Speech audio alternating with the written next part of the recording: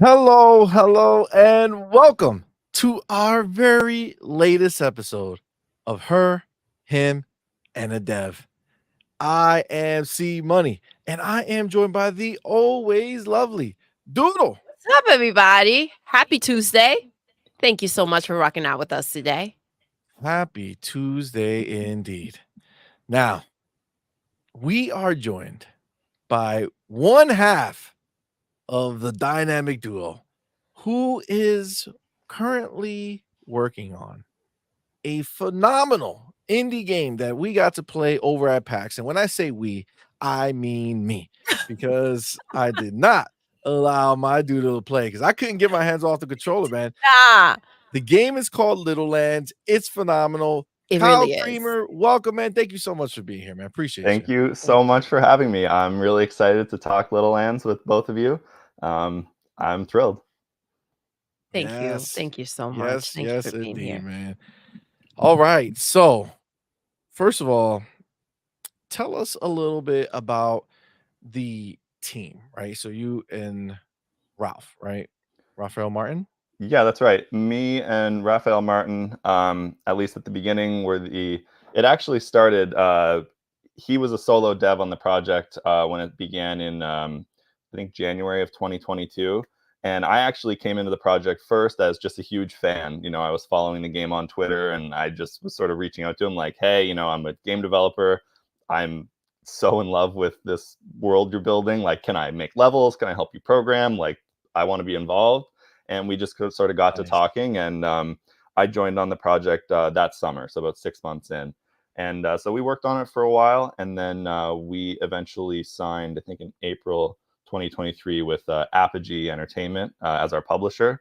And so now we've got a lot more really smart people working on all kinds of different things, from putting together like the trailer that you can see playing, and just helping us make the game into what we hope it can be someday. So yeah, started out with Rafael, then I joined, and then we brought in Apogee, and now it's that's where we're at right now. So you said you joined in about 6 months into it, right? Mhm. How well was the merge? How was it like for From you to fan jump to into developer, the right? game? Yeah, I mean, it was really quite a dream come true in so many ways. I'd always wanted to work on a bigger project, something like Littlelands. I've been doing game development for about 10 years. A lot of my projects were kind of smaller, less ambitious things than this, certainly. But I always had that, sort of aspiration to work on something bigger that maybe, would pick up a bigger audience and be a more ambitious project. So yeah, going from a fan to when I started working on it, it was really exciting. It's a big project, so there's a lot to learn. So I spent many highly caffeinated nights just pouring through the code and learning how to learning the level editing tools and just trying to wrap my head around it. But it was fantastic. Raphael's an incredibly, I mean, so many nice things to say about him. He's an incredibly talented artist and programmer, but he's also just a super friendly person, and was really took a lot of time to ramp me up and get me involved. And so it was great. And I think it also worked nicely because we, in some ways, have a little bit of like non-overlapping skill sets, where he's like, I mean, I do program, but he's much stronger than me, and he's a fantastic artist. I'm not really an artist, but I'm a lot more into like level design and writing, and especially puzzle design. I really love that kind of stuff. So he would build these beautiful systems and tools, and then I'd go and do crazy stuff and make interesting levels and puzzles. And so we meshed really well, I guess, is what I mean to say. Yes, I That's love that. awesome. That's awesome. So, now I know we had spoken beforehand.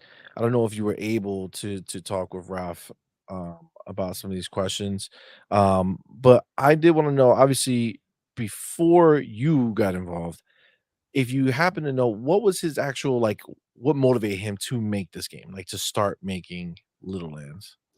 Yeah, I think it was a couple things. One is just a really big passion for some of the inspirations of the game. I think he's certainly like as you can probably see from the trailer. For anyone who's not familiar with the game, it's sort of the simplest explanation. It's a cozy quest. It's kind of a combination of like Zelda plus Animal Crossing or Stardew Valley. And so, he's a person who loves those games.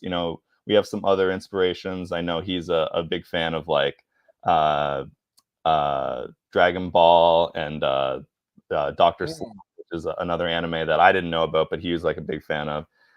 Nice. Games like the Pokemon Red version, so a lot of these things he just had a lot of passion for, and just had this, he's got this incredible art skills, these incredible programming skills. He just kind of wanted to, you know, bring those to life. And the other thing is, I think specifically with Littlelands, what he was aiming for was kind of creating a game that had all the elements that he really wanted in one place, because I'm a huge fan of both Zelda and Animal Crossing style games.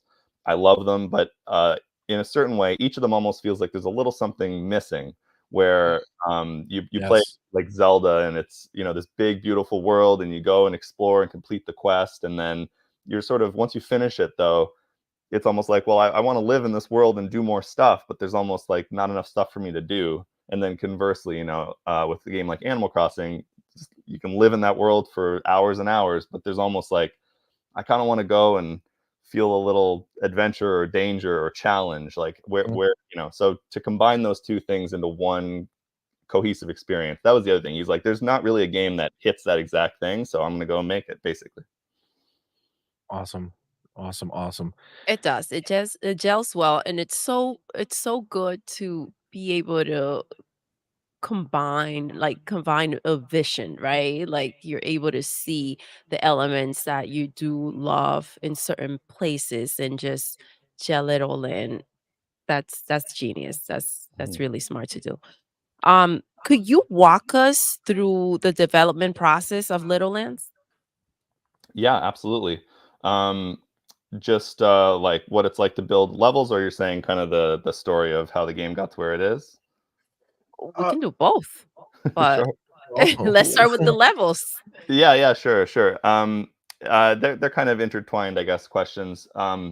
When we build new levels, like say we were going to build a brand new area right now, one thing that Rafael did early on, which was a very smart investment and makes me very thankful, is he invested quite a lot of time in building some pretty good like tools for content creation within the game's built in Unity.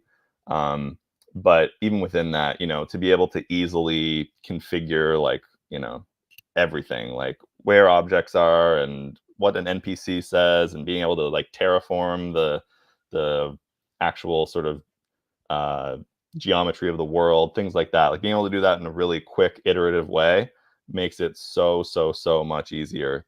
As someone who's building the levels, I mean, we both share those duties, but that's my primary thing, and it is so much easier when you have like tools that let you do that really rapidly and iteratively, and you can kind of try something out and that doesn't work and revert really easily. So when I was first coming onto the project, I learned all those tools and got comfortable with them. So we just we sketch out. Usually it starts with some sort of either concept or emotion, like this is going to be a spooky cave, or it's going to be like a lush forest, or we kind of get the concept of here's what we're going for here, and then we'll usually sketch out the terrain first, kind of make sure it's like, I guess, gray boxing a level essentially with the tools that he built. And yeah, we just make sure it flows really well, to move around the space. One of the things about Littlelands is you have actually 360-degree control over the camera everywhere in the Yes. game, which is Yes, that really was a cool. great thing. Yeah, Yes. it's really cool 100%. because, you can see everything like, oh, that's so beautiful, I want to look at it from another angle. Like you can do that really easily. Um, but the challenge is, when you're designing the level, you have to kind of make it look good from every angle. Whereas like in other games, you sort of only need to make it look good from the one angle that the fixed camera can see. So that's one Yes. thing we do, kind of iterate on, is like, okay, is there any weird spots where if I go over here, there's a mountain and it's blocking my camera. Okay, we gotta, trim that down. How much That's dope. more time or like how much more work goes into that? I can only imagine to like make sure that it's clean from every Hey, angle. enough work that Nintendo didn't wanna do it, you know what I'm saying? with their Yeah, basic ass Animal Crossing looking at one direction only. You know what I'm saying? yeah, it's I would say we got better at it over time. So it's not as much work now because we just kind of our brains are now wired to like I make a thing that's too tall. I'm like, no, like I know that's gonna I either need to put it farther back or shrink it or So yeah, you kind of learn the what not to do. But yeah, it definitely was some extra work and lots of trial and error and a lot of like detail checking in play testing. And then so once we have the space kind of figured out, it's aligned to either the emotion or the idea or whatever the sort of scene setting is, then we'll go in and sort of decorate it with the foliage and the more specific little tweaks to the geometry to make it look more natural instead of just like rectangular flat Yeah. cliffs Yep. on the edge. So Yes. that's sort of what it's Thank like you. when we build a new level today. Now, Kyle, I will say, the last time we played, it was at PAX, and again, I say we, but it was me, and I had a phenomenal time. But at that time, I hadn't really played Animal Crossing in like a really long time, um, nor did Doodle really, right? Like, kind of weren't really playing it that much, Yeah, but in a while. in a while, yeah. But very recently, like right now, as we speak, our daughters decided that they were gonna start getting into Animal Crossing heavy, right? Yes. So they're playing it, and they kind of, oh, come to my island. So I was like, all right, I'll dust it off, I'll hop back in. And I gotta tell you, game was that much harder to play because I played Littlelands. You know what I'm saying? Where I was just Oh my like, gosh. why can't I turn this camera? Oh my Oh my gosh. god, So why is this happening to me? so let me just say this real quick. So, um, our daughter's 7, right? And she goes to me, "Why can't they let me turn the camera?" Like, this is not something that she's heard us say. And she was kind of, like, annoyed with the fact that they don't Yes. allow you to do that. So, it's pretty amazing that you guys took the time to go ahead and deliver that. Well, Yes. that's like the highest possible compliment. So, Absolutely. I appreciate it. Good, I'm But glad. yeah, yeah, it just is what felt natural. I mean, you could definitely, it's the sort of thing where you might prototype it and it just doesn't work at all. It's Mhm. it's too much of a pain and it screws up too much of the geometry. So it is one of those things like you kind of almost have to just try it and see how it feels and just confirm. You're like, oh yeah, no, this works. And so I think we're lucky that it did. Um, yeah, like we said, it presents a few extra challenges, but once you kind of get used to them, it's not like it's that much. It's not Right. like it's undoable. Let's put it that way. Facts. Yes, Okay. once that's the goal, you already know to So kind we of do work towards it. we do have a question in the chat. And so I know that the game is coming to Steam, right? On PC. So, but obviously we're big Xbox fans over here in this channel. This is big on Xbox. So the question is, do you guys plan on bringing the game over to Xbox? It's a great question. I I don't want our publishers to get mad at me here. I will say we Oh, have nothing confirmed at this point. Our main focus is on the Steam PC launch. I would say that to me, we talked about it in a less sort of formal, what's on the actual product roadmap sort of way. I think we'd love to have it on all the main consoles.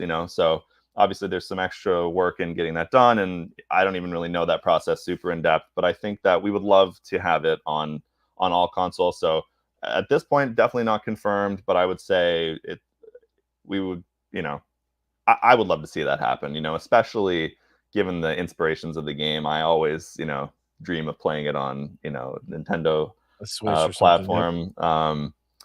And beyond that, I would love to see it. Definitely not confirmed at this point, but fingers crossed, I guess, is as committal as I can be.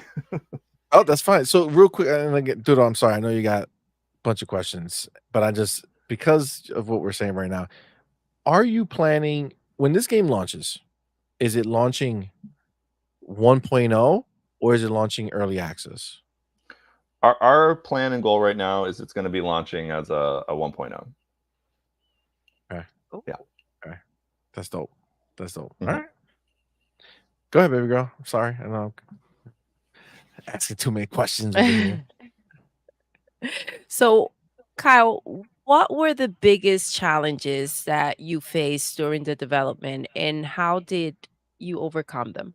Mhm. Yeah, I mean, we certainly touched on one already. I think one thing that is a big challenge, has been a big challenge, and continues to be a big challenge is uh, really making sure that the game is as intuitive as possible, especially to people who don't play a lot of games. Because someone early on in our relationship with Apogee, one of the producers there mentioned like this game has the appeal of being someone's first game. You know, like it's got this beautiful world and it's charming and it's very approachable. This could be the game someone decides like, hey, I want to try a video game. I want to play Littlelands. So we really try to keep that mindset as much as possible when we're designing things like the controls and the even the language of how we explain the controls, and is it really easy to get something out of your inventory, and just that kind of user experience. We try to make that really smooth, really intuitive and easy, and so that someone who's brand new to games could pick this up and not be frustrated. And to say that it is one thing, but as we play tested it and Yes. as we put it in the hands of people who sort of are of that description, like it is so hard to I've played games since I was 2 years old. It's so Yep. hard to kind of reset your mind and be like, if I didn't know anything, what would I think here? I mean, that's Yes. why you need to have play testers. So I would say that's one big thing, just always making sure that we're trying to make that as intuitive as possible. And then we iterate and we try it out, and this is confusing. And, there's a laundry list of bugs all just related to making it really easy to use. So hopefully, when people are getting their hands on it, we've achieved that goal. But I would say that's definitely been one of the biggest challenge. And how do we solve it? I mean, just a lot of you know deep dives by us on, well, what if they do this? What if they do that? And then also just a lot of play testing and just getting candid feedback, and then trying to fix it from there. So that, I mean, that has to be tricky because you have to, you want to make it so that casual people can do it, right? Who haven't really played games and enjoyed it. But at the same time, you want to make sure that you don't change the game to something that's too casual for the people who want to play it for the depth of, a Zelda or an Animal Crossing type game, right? Yeah. So definitely I could see that being a challenge Yeah, for to find the sure. balance, right? Yeah, it's tricky. It's almost like, I'm a big chess player. And I think that I use the analogy of chess sometimes, where it's like the best design games are the ones that are like kind of easy to learn but difficult to master. So not that this is necessarily that much like chess, but the sort of analogy in that way, where you should be able to pick it up and do stuff. That part should be easy. And then, as you progress and as you explore farther out into the world, like then the challenge can escalate because you've already kind of learned the language of how to interact with this world. Now you can go off and kind of find as much or as little challenge as you want. So I like it. I like it. Now, another question that I had asked you for for Ralph was, when he first started, did he anticipate bringing people on and kind of making it this bigger game, or did he intend it to be like a solo project that just kind of caught fire and said, "Okay, let me bring in somebody who's been asking me to come, who wants to be a part of it," and then, "All right, let's go get a publisher." Like what, like how did he yeah, see it beforehand? yeah. Rafael, I think his initial answer was he didn't know. He just wanted to build this experience, and I think as he kind of ran into a few challenges, that is what sort of opened his eyes to, hey, it'd be great if I had someone to help with X. So I think at first, he was just happy to be making this cool game solo and let's see where it goes. And then I think probably around the time that I came on, he started to, realize like, this bigger project. It'd be great to have someone to help with some of the different things. And then I would say, one of the things we were very fortunate about is because the game is so, just beautiful, like it got a lot of attention on social media. And so we had, gotten lots of attention from lots of folks about, wanting to help with the game or publish or things like this. So we'd always talked about when we feel it's right, maybe we'll work with a publisher to help with, because we Rafael does pretty well on social media. It's certainly compared to me. I am clueless about it. He does a really good job of sharing really cute little like gifs and things. Um, but even beyond that, like the larger sort of how do you know, market the game in a bigger way and, have it as this Yeah. really polished product, I think that was a big thing that we weren't experts in. And so that's a big reason why we ended up, going from the two of us to working with Apogee. It And how is did beautiful and very creative as well. There's so much detail in there. Yeah. Yeah, for sure. You could definitely see that. So you say that you had like basically there was a lot of people trying to get with you guys. You know what I'm saying? And then I you would never said say it in those words. So I mean, why Apogee? What was, what was unique about them that made you guys say that they're the ones we want to work with? I mean, they're super dope because we met them when we went over there and they're very awesome. They actually deal with a lot of different games. It was very cool to get to meet them. But yeah, what Yeah, about them kind the of Apogee lineup is really something, it is? But you have like a very unique space in their lineup. yeah, for sure. Especially given some of the historically their games. But Yep. yeah, I think they just you know, we had a lot of really good conversations with a lot of folks and they just seemed like the best fit. They really got what we were going for with the game. I think they were really aligned in terms of like the timeline we had in mind. They were really on board with, the support we needed. It was a good fit. So it just that's a little bit of a vague answer, I guess. But they of anyone, they weren't too big, they weren't too small. It just was such a good fit from how big the company is and the size of the titles they have, and they were really into our vision for the game and the resources that we thought we would need to bring it together. So um I'm not sure exactly how much I'm allowed to say on all of that. So, but I'd say in I mean, general, yeah, that's that. They were just the best fit out of anybody that we talked to. So we were really really excited from the first meeting with them for sure. and was it like how was it first starting knowing you had a publisher now? Like, did that change the way you felt, like, how you were doing? Like, does it put extra pressure? Does it like, is there Or like extra swag. yeah, are you cocky now? You're like, "Yo, what's up, man? I'm in the building. I got a publisher now. Look at me." uh, I would say the initial feeling was I was like in tears. I was so excited, Oh, to have a that's game amazing. that people, because I worked on lots of small projects as a game developer that had not any attention at all, except for like, my mom, and my little brother, Nice. But Nice, nice. so to have a game that you know got this attention and had this interest was really exciting. To sign with a publisher was really a dream come true, and certainly was elated.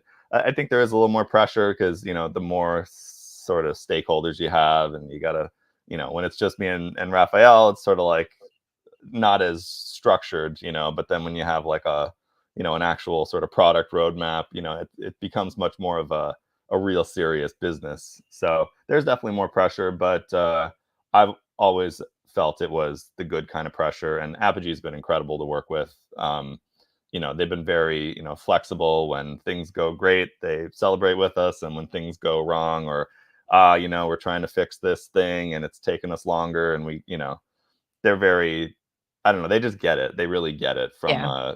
a, development standpoint. It's not like, oh, well, you said you'd have this feature done on this date and you didn't and we're upset. It's like, okay, this is taking longer. Like, how can we help you? What's going on? So they've been an incredible partner. Um, That's but yeah, awesome. it's They always been understand the creative process, right? exactly. So it's always been a little more pressure, sure, but the good kind of pressure. That's dope. Nice. That's dope. Go ahead, baby. So, Kyle, how does Littlelands stand out in the crowded indie game market? It's tough. I mean, it's really tough. I think that certainly the visual style is maybe not like 100% never been seen before. It certainly evokes the Link's Awakening remake and some other games, but I do think it's got like a really appealing visual style, and that really like has been essential in like grabbing people's attention. Certainly grabbed my attention. All the folks that follow the game on social media and stuff. So I do think that helps. Um, I think also like we call it a cozy quest, kind of our unique combination of these two genres. We're hoping that also provides like sort of a little bit of differentiation where some of the elements are familiar, but the formula of combining them is new, and it gives us the opportunity to do interesting things that aren't possible in other games, or are at least not emphasized in other games. Like all the tools you collect for your big adventure part of the game, like how do those interplay with the kind of lifestyle part of the game, and vice versa. You know, I don't want to give too many examples on that because I don't want to give too many spoilers of cool moments. Yeah. But just I think one of the unique things about the game is how do the action and adventure elements kind of play out in the lifestyle world, and then how do you get like a farming equipment and seeds and vegetables and berries and the lifestyle side of things. How do those somehow come in handy in your quest? Like I think that interplay is really interesting. So, I think certainly the visuals we hope helps us stand out, and then just the cozy quest formula. We hope we're providing something that you can't quite get anywhere else. I like it. Gotta tell you, had a great time when I was playing, so I believe in the strategy you guys have. Now, the real question is this: it's been a while since we were there and played Yes. it, and one of the things that we talked about was putting things in the game that were not usable, like things that you think you should be in the game. For That's right. instance, if you put a ping pong table in the game, let me play ping pong. So has that idea turned into anything yet, or are we still with things that don't function? Yeah, I forgot about that till right now. Well, I would Write say it down. Don't forget. we were already on board with that from the first point, though. Of like, I think Nice. yeah, it's like don't put a basketball hoop in if I can't actually throw basketballs into it. Um, Yes. I don't know if we had anything in the game that looked like you could use it that you couldn't. I hope, but I'm fully I'm fully aligned with you, C Money. Like I want to be able to Nice. use my basketball hoop. So I can't say that we've necessarily put anything in since we last talked about it, but I think we were already on the same page with you anyway. All Um, right. Cool. and Cool. so as we go forward, we'll make sure to keep that in mind. We, like I said, our big challenge has always been, like it's not quite as exciting as like adding in basketball hoops, but a lot of the stuff we've been working on since PAX has just been re-streamlining the UX stuff and trying to make it super intuitive. That was the great thing about PAX is a lot, people that are playing there like have never played it before. It's brand new users, so Yes. it's a gold mine of all the ways you can you know have a UI that's not as intuitive as you need it to be. So that's For the sure. less exciting but more honest answer where we've been spending a lot of our time the last couple of months. Nice. Nice. So Nice. since working together, you were in Rafael, right? Has there been anything that you thought that would be in the game that had to be compromised, or anything that as you didn't think would be there, and as you've been developing the game, it's kind of like, oh, look at what else we can add to it. Hmm.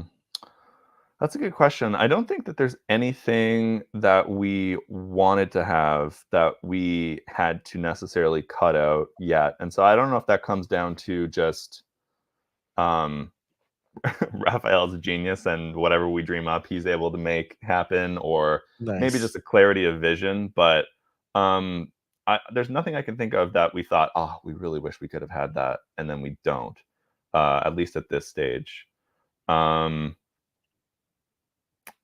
So yeah, in terms of things that we do have that we didn't necessarily expect to, yeah, I don't know. I guess we maybe just had a good vision. The one thing I mentioned this to you Look at at PAX, that. but See, that's that publisher cockiness already. He's ready to go now. He's like, "I guess we're just that good." You know what I'm saying? Let's just play it. yeah. I will say one thing that it's a fun mechanic we talked about at PAX, but it merits repeating, which is this super cute thing that Rafael came up with, which is so in Littlelands you can catch fish and you can catch bugs. But we actually only use one single tool for both of those called the catching rod. And so it looks like a fishing rod. You cast it into the water, you can catch fish, but you can also cast it into the bushes. Like if you see like moving bushes with a little like puff of smoke, like that means there's a bug. Ooh. So you can cast the catching rod into the into the woods or into a bush and catch a bug with it, which is super cute. It makes it so that you only have to, one tool instead of two, and you don't have to swap between them, and you don't have to, left my bug catching net at home in Yes. my chest, kind of that tool management is something we, tool management frustration, I guess, as much as we can minimize, we try to. So that's, I I like did not that. ever expect we'd have a fishing rod that would help us catch bugs. So that I can say I did not foresee being in the game, and it is now, and it's one of my That's favorite dope. things. So Honestly, way better than having to constantly swap out from your fishing rod. "Oh, I didn't bring my net. I Now I'm know. screwed." Yeah. Oh my god. Yeah. What So a pain in the butt. yeah. No, I get it. I get it. I get it. Especially when you're traveling around the world, right? Hmm. Yeah. Facts. Uh, okay. And then actually, I think you asked that, so the question got double, so I don't have to do that one. That's good. Okay. So let me see. Did you do a memorable moment? So, Kyle, can you share a memorable moment or a breakthrough that occurred during developing the game? Sure. Yeah. I mentioned before that one of my um, one of my big passions in game development is puzzle design. Um, and ever since I was a kid, I loved making puzzles. I would make puzzles on pencils and paper for my little brothers to play. Like I Oh, wow. love That's it. pretty awesome. Yeah, it was That's like I'd dope. draw mazes, I'd have like codes, and oh, it's my absolute favorite. So I love designing puzzles. And when I joined the project, there wasn't really too much in the way of like puzzle mechanics in the game. And so one of the early things that I worked on was I designed like I actually did like the deepest dive of my whole career on like all these other games. What are my favorite puzzle elements? I'm a big fan of like the Game Boy Advance game Golden Sun. I'm a huge fan of Mm, like Pikmin, like a bunch of different ones. Just if there's a puzzle element in the game, I want to figure it out. And I kind of distilled down to like just no rules. If I could have the best puzzle mechanics, what would they be? And I kind of wrote up this list, and Rafael and I, mostly Rafael, worked on implementing the systems to like build them in the game. And and so the day that we sort of shipped that was so exciting and really like nice. made the project even on the next level. I'm like, I love myself a good, pushable, pullable block puzzle kind of thing, or switches that like open and close doors, and just we shipped what we called sort of our first batch of puzzle mechanics. So we'll implement more as we go. But when I sat down and was like building puzzles, like, oh my god, it's so easy. I just like hook this to this, and now this I can build anything. It was like the ultimate Lego set. That was like one of the best days working That's on Little awesome. Lands. And I spent weeks just I'm like, can we just have like a 100-floor dungeon of just crazy puzzle ideas? Like it doesn't have to be tied to a story. I've got so many ideas. I'm just gonna make this over here. Like I just need somewhere to put all these crazy ideas. That's that's So That's awesome. It's something you that you've should. been doing since you were younger. yeah, yeah. Um, I can't imagine how difficult it seems to come easy to you, but how difficult it must be to create like different types of puzzles, right? It seems like a really hard thing to do. Right? Like, I could Yeah. barely do the Do the puzzle. puzzle. let alone come up with Yeah. it. You know what I'm saying? Create one. Yeah, I learned a lot of my techniques such that it is one of my first games that I released commercially was a puzzle game called Omnicube, and it was like Why do I feel like kind I of know that? similar.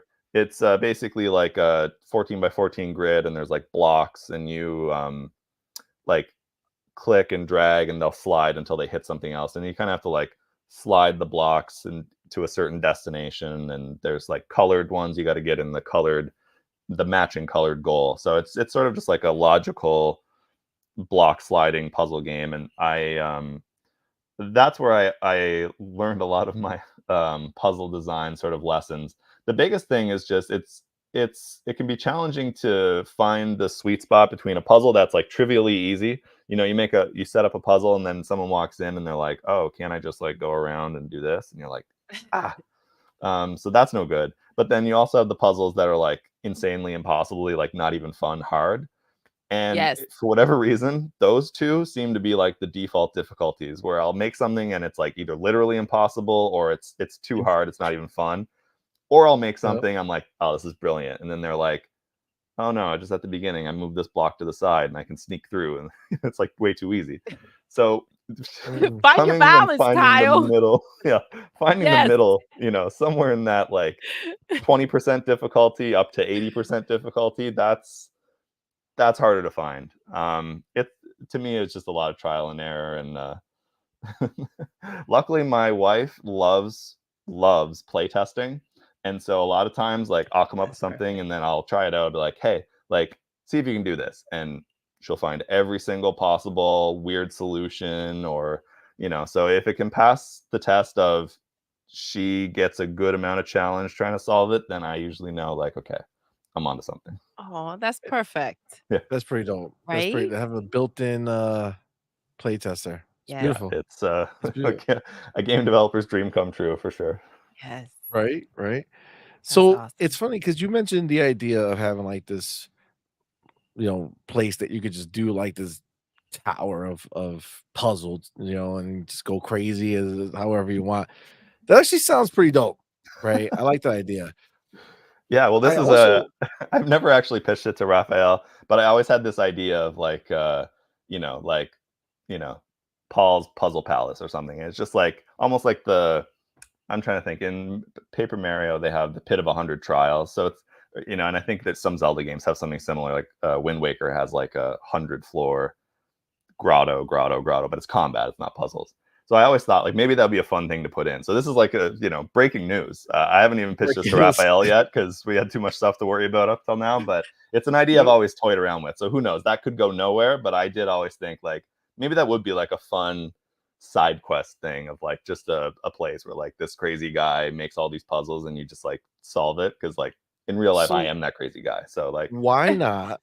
All right. So now here's another idea, right? It's a yeah, combo. Now we're working together here. yeah, for Okay. sure, for sure. So now what you do is you make an arcade that you go to, and in the arcade, you have some games, right? And you can make some other simple ones, but As you can make opposed one of to those making it games your mandatory tower, because your throughout puzzle the tower. game, sometimes you don't wanna go ahead and do that, right? Yeah. Some people don't See? necessarily gravitate towards the puzzle, so if you Maybe have it somewhere, that'd be pretty Yeah, dope. maybe the nice. arcade is destroyed. It's an old arcade, nobody likes it, and you stumble across it, and the mission is restore the arcade. I mean, I'm going a little far. I don't know if that's possible, but Dude. you go, and then there's this hidden game in there, your tower game of puzzles. Heck And then you can yeah. do other things in there. Oh, May I man. just add that C Money thinks he's better at puzzles than he really is, Oh yeah, yeah, so yeah, yeah. It's an yeah, illusion. It's it's an Yeah. illusion for sure. It's an illusion for so sure. maybe Th put the extra puzzles on the side That's and That's great, what do I'm but it. saying. no, It's in the arcade. that's exactly right, yeah. That's a great idea, so I'll have to make sure we get you in the credits, C-Money, if we go with this. But, I'm I'm ready but for it. I'm ready but for you're it. exactly right though, Doodle, I in think I that came up with that though. You definitely did. It was my idea. It's unrecorded. God damn- Sure. Shit. Yeah, Hey, what's yours is mine. but, but you're exactly right, Doodle, in that is always my fear, is like, Thank you. I don't wanna alienate people with too much, if you're buying a puzzle game, that's one thing, but like Yes. I always try to find that balance of like I want to have the puzzle elements be fun, but never too much, and especially never be like a barrier, where you have to figure these out in order to enjoy or beat the game. So that's why I always Yes. kind of envisioned it as like, yeah, it's off to the side, it's in the arcade. You don't have to Oh, go to the snap. arcade, but you can if you Oh, want to. snap. But you Question. can. I love it. This is a single player game? It is, yes, that's right. It's Okay. a single player. Ooh, theoretically, not if you make it that the arcade has internet capabilities and your high score from your 100 level tower can be uploaded, and then when you go in Oh, there, just that one thing. That's the only thing. It makes you The wanna only do it, thing that's though. It internet makes you wanna beat the other players, right? the nice, only nice. thing internet capable, you Right, get you're you saying like just the go arcade can have like a leaderboard basically. Yes. exactly. Nice, That's I nice. like brought that. from everywhere, right? I will And that's say, your way of knowing that there's a world outside of Littlelands, but this is your little village, you know what I'm saying? God, nice, what am I? nice. Oh my Yeah, gosh, we're gonna have to listen, I'll like come on the team. we're Whatever you gonna have to want, bring no you both problem. in as like writers. Oh my gosh. I'm ready, man. We got ideas here at On Fantastic. Point. Yeah, that's a great idea. I know to me, just putting myself in the player, like if there was a game and there was an arcade with just insane puzzles and a leaderboard, I would go bananas for that. So Right? I'm not sure how representative I am of the our average Littlelands player, but I would be crazy about that. So I I love it. fe and I love it because it doesn't take away It doesn't interfere from with the the people game. who are Yes. not interested in it. Like you Yeah, said, exactly. there's an arcade. If you go in there and you wanna live your best life having fun at the arcade and doing it up, do it up. If not, well, Exactly, exactly. yeah, Move it along. and then that's the perfect place where you could add some basketball hoops if you want, It all ties together. That's ice exactly right. hockey.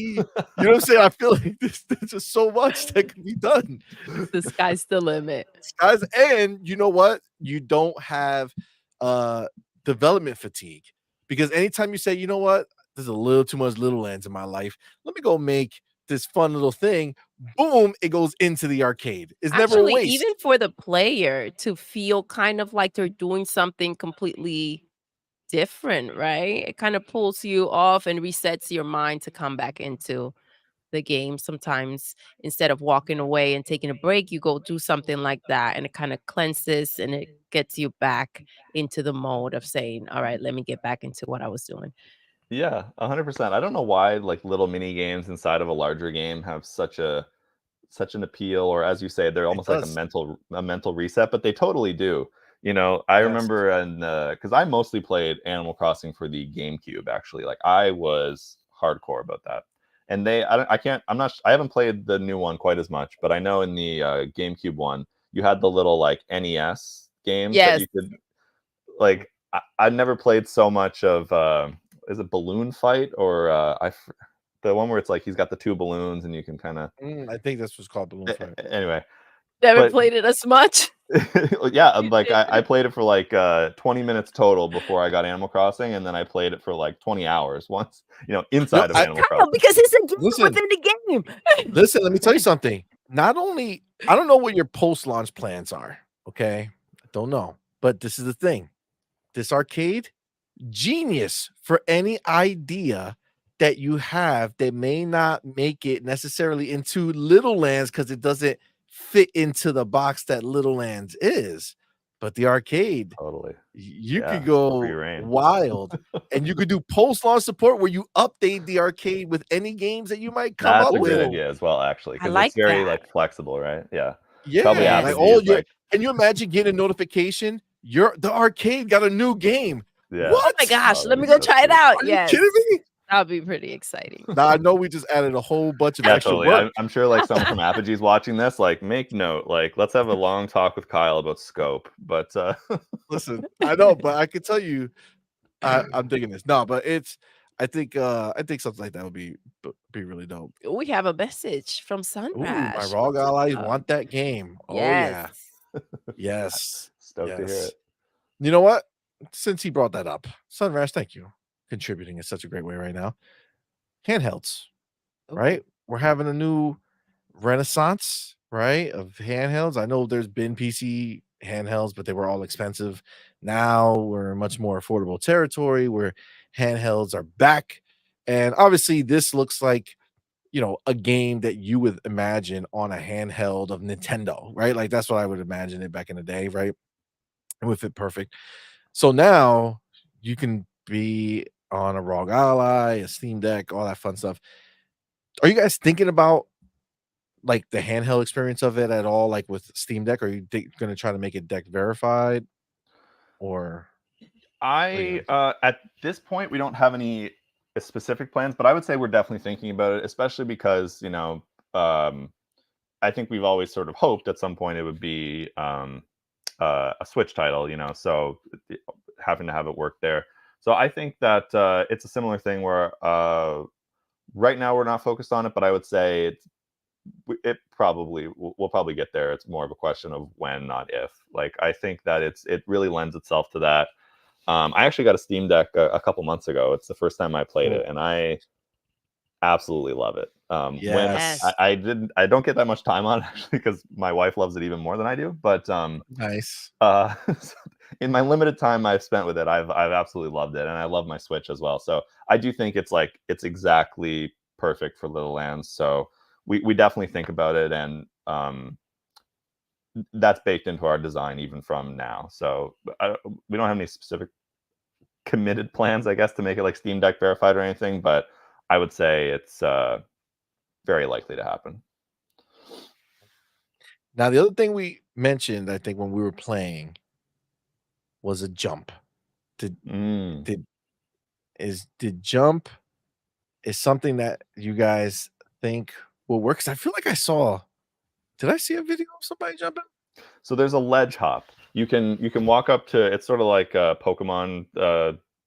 I guess probably a lot of gens do it, but where you can walk up to a ledge and do like a Yeah, and one-way then you hop kinda off of it. So that yep, is yep. in the game.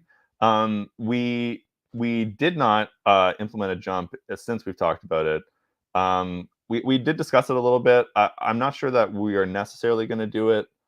Um, Well, because it would change a lot too. Because then where you have your ledge hops, then you gotta be like, well, that theoretically, they can just jump over it now. Yeah. On the other hand, though, I mean, a lot of the geometry is very kind of yeah. I'm like thinking in real time about this. One thing I always did, I we have thought a little bit more about is maybe having like maybe not a jump anywhere like like Super Mario, but I go back to this game I really enjoy called Golden Sun, and I guess it's similar in Zelda where you can, if you go up to a gap that's short enough, you can like hop over it, but you can't Mhm. jump anywhere. Um, Yep. so that's one thing that I think might fit a little bit better just with the way things are kind of architected for the player movement, because it already kind of does that with the ledge hop off. So you could imagine also having like I come Just to a a further ledge and it's ledge. this narrow, and I can kind of hop over it, but I don't have like a freeform jump. So I would say that's probably like uh, closer to what we could do more feasibly. So that is a possibility. Um, we'll certainly see as we get more player feedback how much the jump gets demanded for. Another one we had, which we have not had a Yeah. chance to implement yet, is the like a dash or a run button. If I want to be able to kind of sprint Oh, around a little yes. Oh god, yeah, and you have to have a little smoke coming out of my feet, you know what I'm saying? bit. Like, Totally. I'm just throwing dust back, you know what I'm saying? Because 'Cause I'm running so fast, even though it's just, like, Oh just a yeah, little bit totally. faster. Yeah. We Just even gonna have, lose who my knows if we'll speed. do this. Maybe another game has done this, but I always love the idea of giving someone like those light up shoes you could get, like with the you know Ooh, like having yes. those, Yeah. but you actually literally do run faster. Like people say you run faster with light up shoes, but to actually in the game make it so that's literally true. Um, so that's one idea we always played around with. But yeah, I would say for everyone asking for the jump, we probably have like 7 or 8 people asking for the run faster. So we'll probably do that first if we do it, and then we'll see about the jump, I suppose. But listen, that's good feedback. Nice. You know go ahead. Quanta Terrible. What's up? Thank you for rocking out. I have to tell my sister about this game. It looks like her jam for sure. Awesome, glad It's to hear it. super it's It's super so good, bro. addictive as I watched from the sidelines because C Money would not let the controller go. But Listen, yes, a good game is a good I game, can't wait to get my hands okay? on it. Needs to get played. You know, it's funny because it's so wild because I know when we were there, we did a mission, um or like there was like a puzzle. So we did one of the things, and Went into a it's cave. yeah, the cave. All Yeah. right, it's just funny because when I think of this game, right, like I feel like so much of what we see is like the more of the Animal Crossing side of it. I mean, you do see the combat in betweens, but like when you guys talk about having like these quests that you're going on, right? Like how in depth is a quest? Like am I really getting like story elements that are, going to be presented to me in like a story fashion, or am I just, you know, doing a thing that they want me to do and that's it, you know? Yeah, our goal is to do yes to both, really, and I'll explain what I mean. So there are going to be certainly a handful of smaller quests that are more like what was in the demo at PAX, which is this person, they had their hat stolen by goblinettes, and you kind of go on a little mission to get it back, and then you recover it and you get a reward. One thing we are working on and will be part of the final game that it's less a focus for like the initial demos, just because to get kind of the core mechanics off the ground and show what the experience is has been like our initial focus. It's like kind of build all the tech and get the look right. And then once we kind of have that foundation of everything works, it's easy to use, it looks the way we want it to look, then we work on building a lot more of the content on top of it. So we're still, that stage has not, you know, we haven't spent as much time on that stage because we've just been getting it to where it is now, more on just like implementing all the systems and getting all the mechanics working. So the current product is a little more of the Animal Crossing side, but we do plan to have like a larger story that kind of involves, some of the deeper mysteries of Littlelands. And so as you explore, there will be like a larger story. We do plan to have more of what you would think of as like a traditional kind of Zelda dungeon where it's, puzzles and combat in kind of a, you know, um, dungeony setting, I guess. Or exploring. Yeah, so it's not all just like kind of these small, what I would think of more as like side quests where we're recovering this person's hat, or they need help clearing all the weeds from their field or whatever it may be. There will be, those things will be present, but yeah, we definitely plan to have a larger story, which is not really present in the PAX demo, at least, but will be part of the larger game once it comes out. Are we Oh, settling on a date or an average of when the game should be releasing? So the only thing that we have concretely as like public information is our goal is to have a playable public demo in 2024 for PC. So beyond that, we don't really have anything specific. The 1.0 launch, it won't be in 2024, I guess. Let's put it that way. And I'm not sure how much I'm necessarily able to share beyond that. But really, our focus is on a playable demo at some point in 2024. Nice. yeah. Yeah, see, this is the thing. This game, I agree with the idea that, get the demo out, but you gotta take your time with this one because honestly, I really feel like you have everything that could make this a success. Like the graphic style, fire. The name, love it. Oh my Little gosh. Lands, Yes, so dope, totally. right? Like I feel like you have everything, and then like how it feels to play, like all that stuff nailed. Like again, I'm not a fan of these types of games. Okay. But this game, I didn't you saw it. I wouldn't let her Yeah. play. You know what I'm saying? Like I just wanted to stay on the controller. You have something really, really good here. So definitely, just do what you gotta do Well, to nail thank it. you so much. That means the world to hear. And but I think we feel the same. I think everyone that's working on the game feels we have something special. And so I think we do have that sense of like, you know, better to take your time and get it right. At the same time, we're so excited for people to play it. So, it's I guess maybe the demo will be the way that we can do that. But Yeah, I that'll appreciate you saying satiate that. them. And I certainly, I feel the same. It's a very exciting project to be involved with. Nice, nice.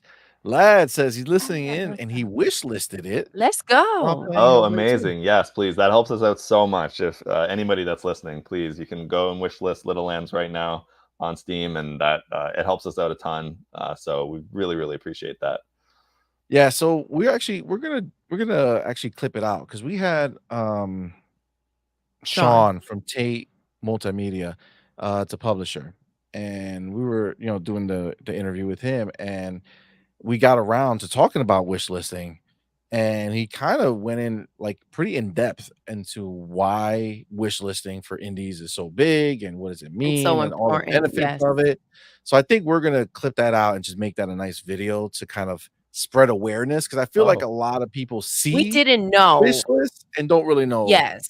what it means. You know what I'm saying? We didn't know how important it was. And wish listing is kind of like a almost obviously you're not paying for it, but it's like letting you know how many are essentially like pre-ordered, right? I want to play this game. I'm looking forward to this game. Or I'm at least So interested in it, yes, which means if there's interest, then there's value, right? And that's a yeah. huge thing. exactly. Yeah, that I really appreciate that. Thank you. And yeah, you're exactly spot on. It's even something that like I've learned a lot more about since joining the project of how much it does help. So I appreciate that. That's fantastic. Absolutely. Yeah, for sure. Go ahead, baby girl. So I feel like you answer this, but I'm gonna just bring it up and see if maybe there's something else. What is your favorite feature or aspect of Little Lands and why? I'm feeling like, maybe a puzzle, but Yeah, I certainly love the puzzles. I love just there's parts of like caves where you walk in and you just see like, oh my god, there's vines on the wall you can climb, and then there's blocks you can push, and I got to figure this out. Like, so I Mm. personally love that. Um, but I will say, maybe second place, and it might be competing for first place, is something new that Rafael added in the last couple months, um, which is our in-game gesture system, Ooh, which is super cute. Um, Basically, you in the game learn what we call gestures. And at the very beginning of the game, you learn your first one, which is you can wave. And so you just like click the right trigger on your controller, and it waves. And if you do it close to an NPC, they'll wave back, and like their face changes to a smile. And or if you wave at somebody that's like a little bit grumpy, they'll kind of like give you like lets you see their personality a little bit. But yep. we are working on expanding that a little bit. We have this one part of the game where you learn like a dance, and it's a dance. If you do it near crops, it like influences the crops. So you have one that can, if you do a certain dance, it turns like what we call a wandia berry into a giant wandia berry. And so like a farmer character will teach you how to do this dance. And Raphael, like it's just such a note perfect feature for this game, because like when you learn the dance, he actually animated the NPC like doing the Nice. dance, and Yes. then you Yeah. learn it, and then when you perform it, you do the animation, and it's just like it's That's pretty so Little cool. Lands. It's so perfectly on brand. It's really, really cute, and I feel like it's it's like very like I want to say memeable, but not even memeable. Like it's TikTok worthy. Like I feel like these dances can Yes. become a thing. Like flossing. But like Yeah. Yes. Nice, nice, nice, nice. so That's that's a one thing that's I a really love, and I'm excited about the possibilities. I have a lot of ideas about how that could interplay with lots of the both the side quests and the larger quests in the game. It's, I guess, analogous maybe to like songs in a Zelda game, kind of, but not 100%, and way cuter. So nice, yeah. nice.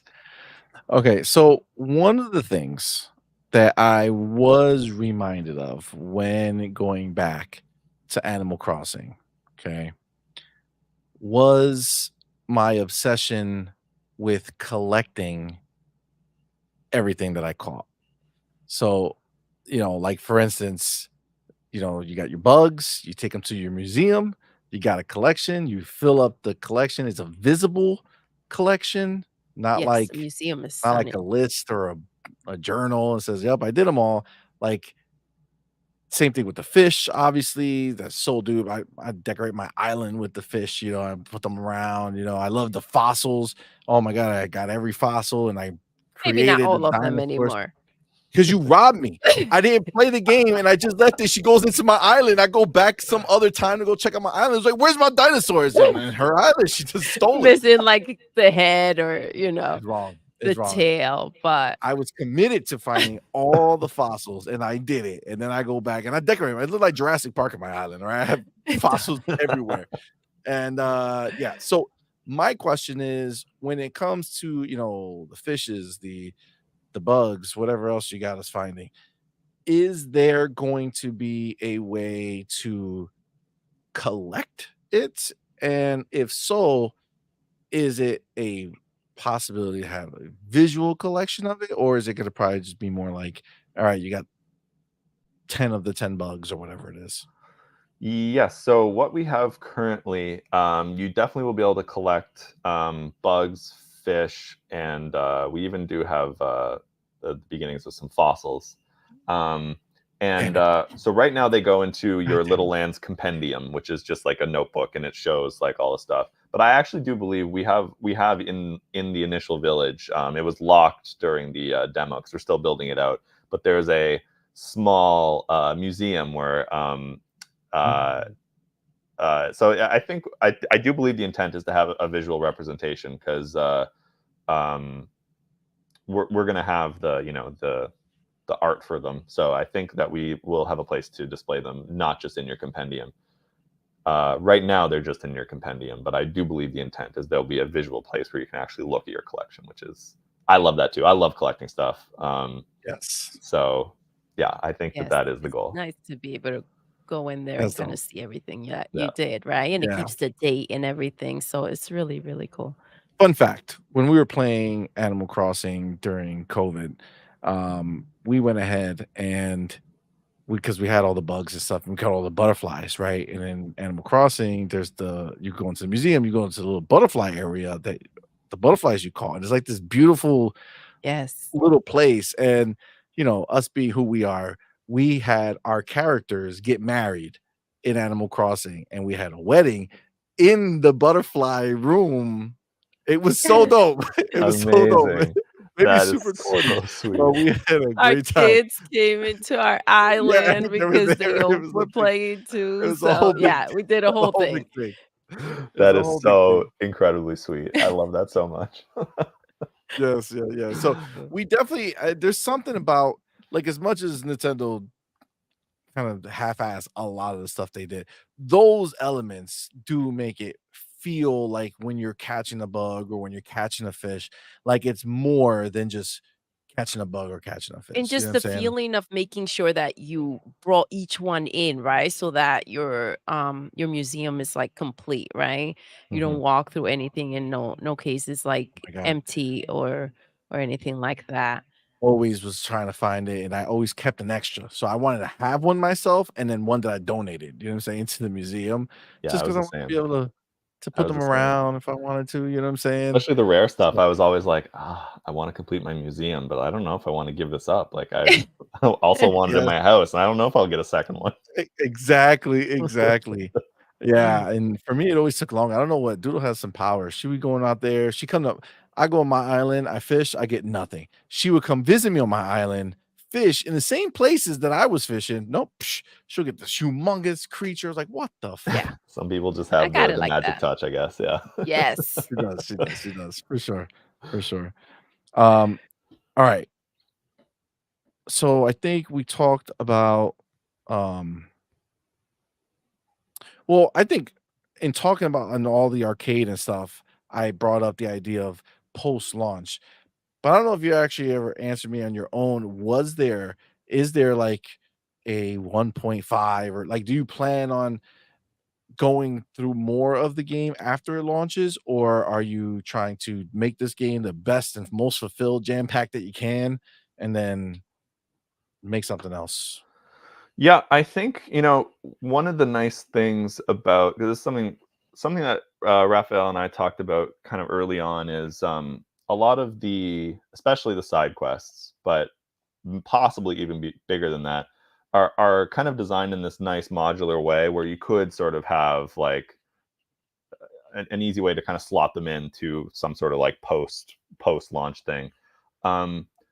So I do think it's an option. I do think our philosophy is we're really just trying to make the 1.0 launch like the big product, the big launch. Let's get it right there. And so I would say I wouldn't rule it out. It's entirely possible, but at least at this point, I think our mindset is like we want to try to make the 1.0 launch like that. That's the game, and we're going to launch it, and that's going to be the big focus. So beyond that, definitely it's a possibility. I'd never say never, but I think our focus is definitely on the 1.0 as like the big main sort of this is what the game is. Okay. So another thing, because it's funny because I feel like this is my problem. I don't necessarily like these types of games because I feel like there's so many things I would want in the game that are never in the game. And then that's why they annoy me. I'm like, I'm done with it. So another question, because I'm pretty sure if I'm remembering correctly, the guy gives you his farm. Yes? Yes. And it comes with the house. Yes. Okay. Can you upgrade the house? Ooh. Like, can I make it bigger? Can I turn it into a baller mansion after I have so much money and just have a gajillion rooms or whatever? Like what type of, I don't know, upgrading can I Choices and do on upgrades do I buildings have? and things like Very that? nice. That's actually something we haven't talked a lot about. It's actually a pretty good point. Building upgrades, like can I upgrade, get a bigger Yeah. farm or get a bigger house, or as you say, can I get a baller Like that's the mansion? carrot, right? Like Yeah. that's the carrot. Yeah. You dangle it. Yeah, that's a good question. We don't have any super concrete plans for that right now, but it is actually probably a good thing for us to chat about, probably in a little more detail. We certainly have them like a lot of the emphasis is on the kind of exploration and interacting with the NPCs, and as we say, catching bugs and fish. It's a lot of like the outdoorsy stuff. We haven't thus far had a lot of emphasis on the kind of like indoor experience of like as much emphasis on like furniture or wallpaper or anything like that the way Animal Crossing does. So we definitely view it as our focus right now, at least, is a lot more on the like that kind of outdoor stuff. That's a good question. I'll have to ask Rafael that. We haven't really See, talked about it a ton, so it's definitely not a point of emphasis for Littlelands at this stage, I would say. so I think that's the thing that's wild about your game, because the game looks amazing, it feels amazing, and it feels like the game that I want to live in and do all the stuff that I want to do. You know what I'm saying? Like that's like I want to be able to go and explore if I want to explore, but if I want to just, chill out, do something, I want to go home, go into one of the rooms, go do something else that I have set up. It's always it's a fun thing. Like we have, even though again how annoying it is, but in my Animal Crossing house, I do have an arcade. I have a whole bunch of machines in one of the back He did rooms. need an I arcade room. I decked it out. It looks like a real space arcade type deal, and it's filled with crap that I can't play, but I wish I could because Totally. I would So I it's would all definitely there. spend a lot more time doing it. It So I feel like your game is just so dope that you're I feel like one of the challenges you're gonna have is having people come into the game wanting everything, but you guys can't put everything in it.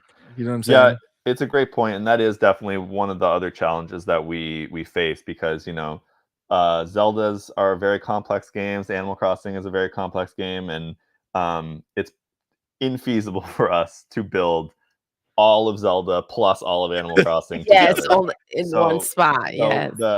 sort of part of the art of what we're trying to do, in building a cozy quest is trying to draw a line around what needs to come in and making some tough choices about what do we say no to, because um we want to try to take the best of both of those worlds and combine them in interesting ways, and then leave out stuff that either we found like didn't work or was annoying, but then there's inevitably going to be stuff we leave out that's like that's like the house decorating thing is a good example of like, um,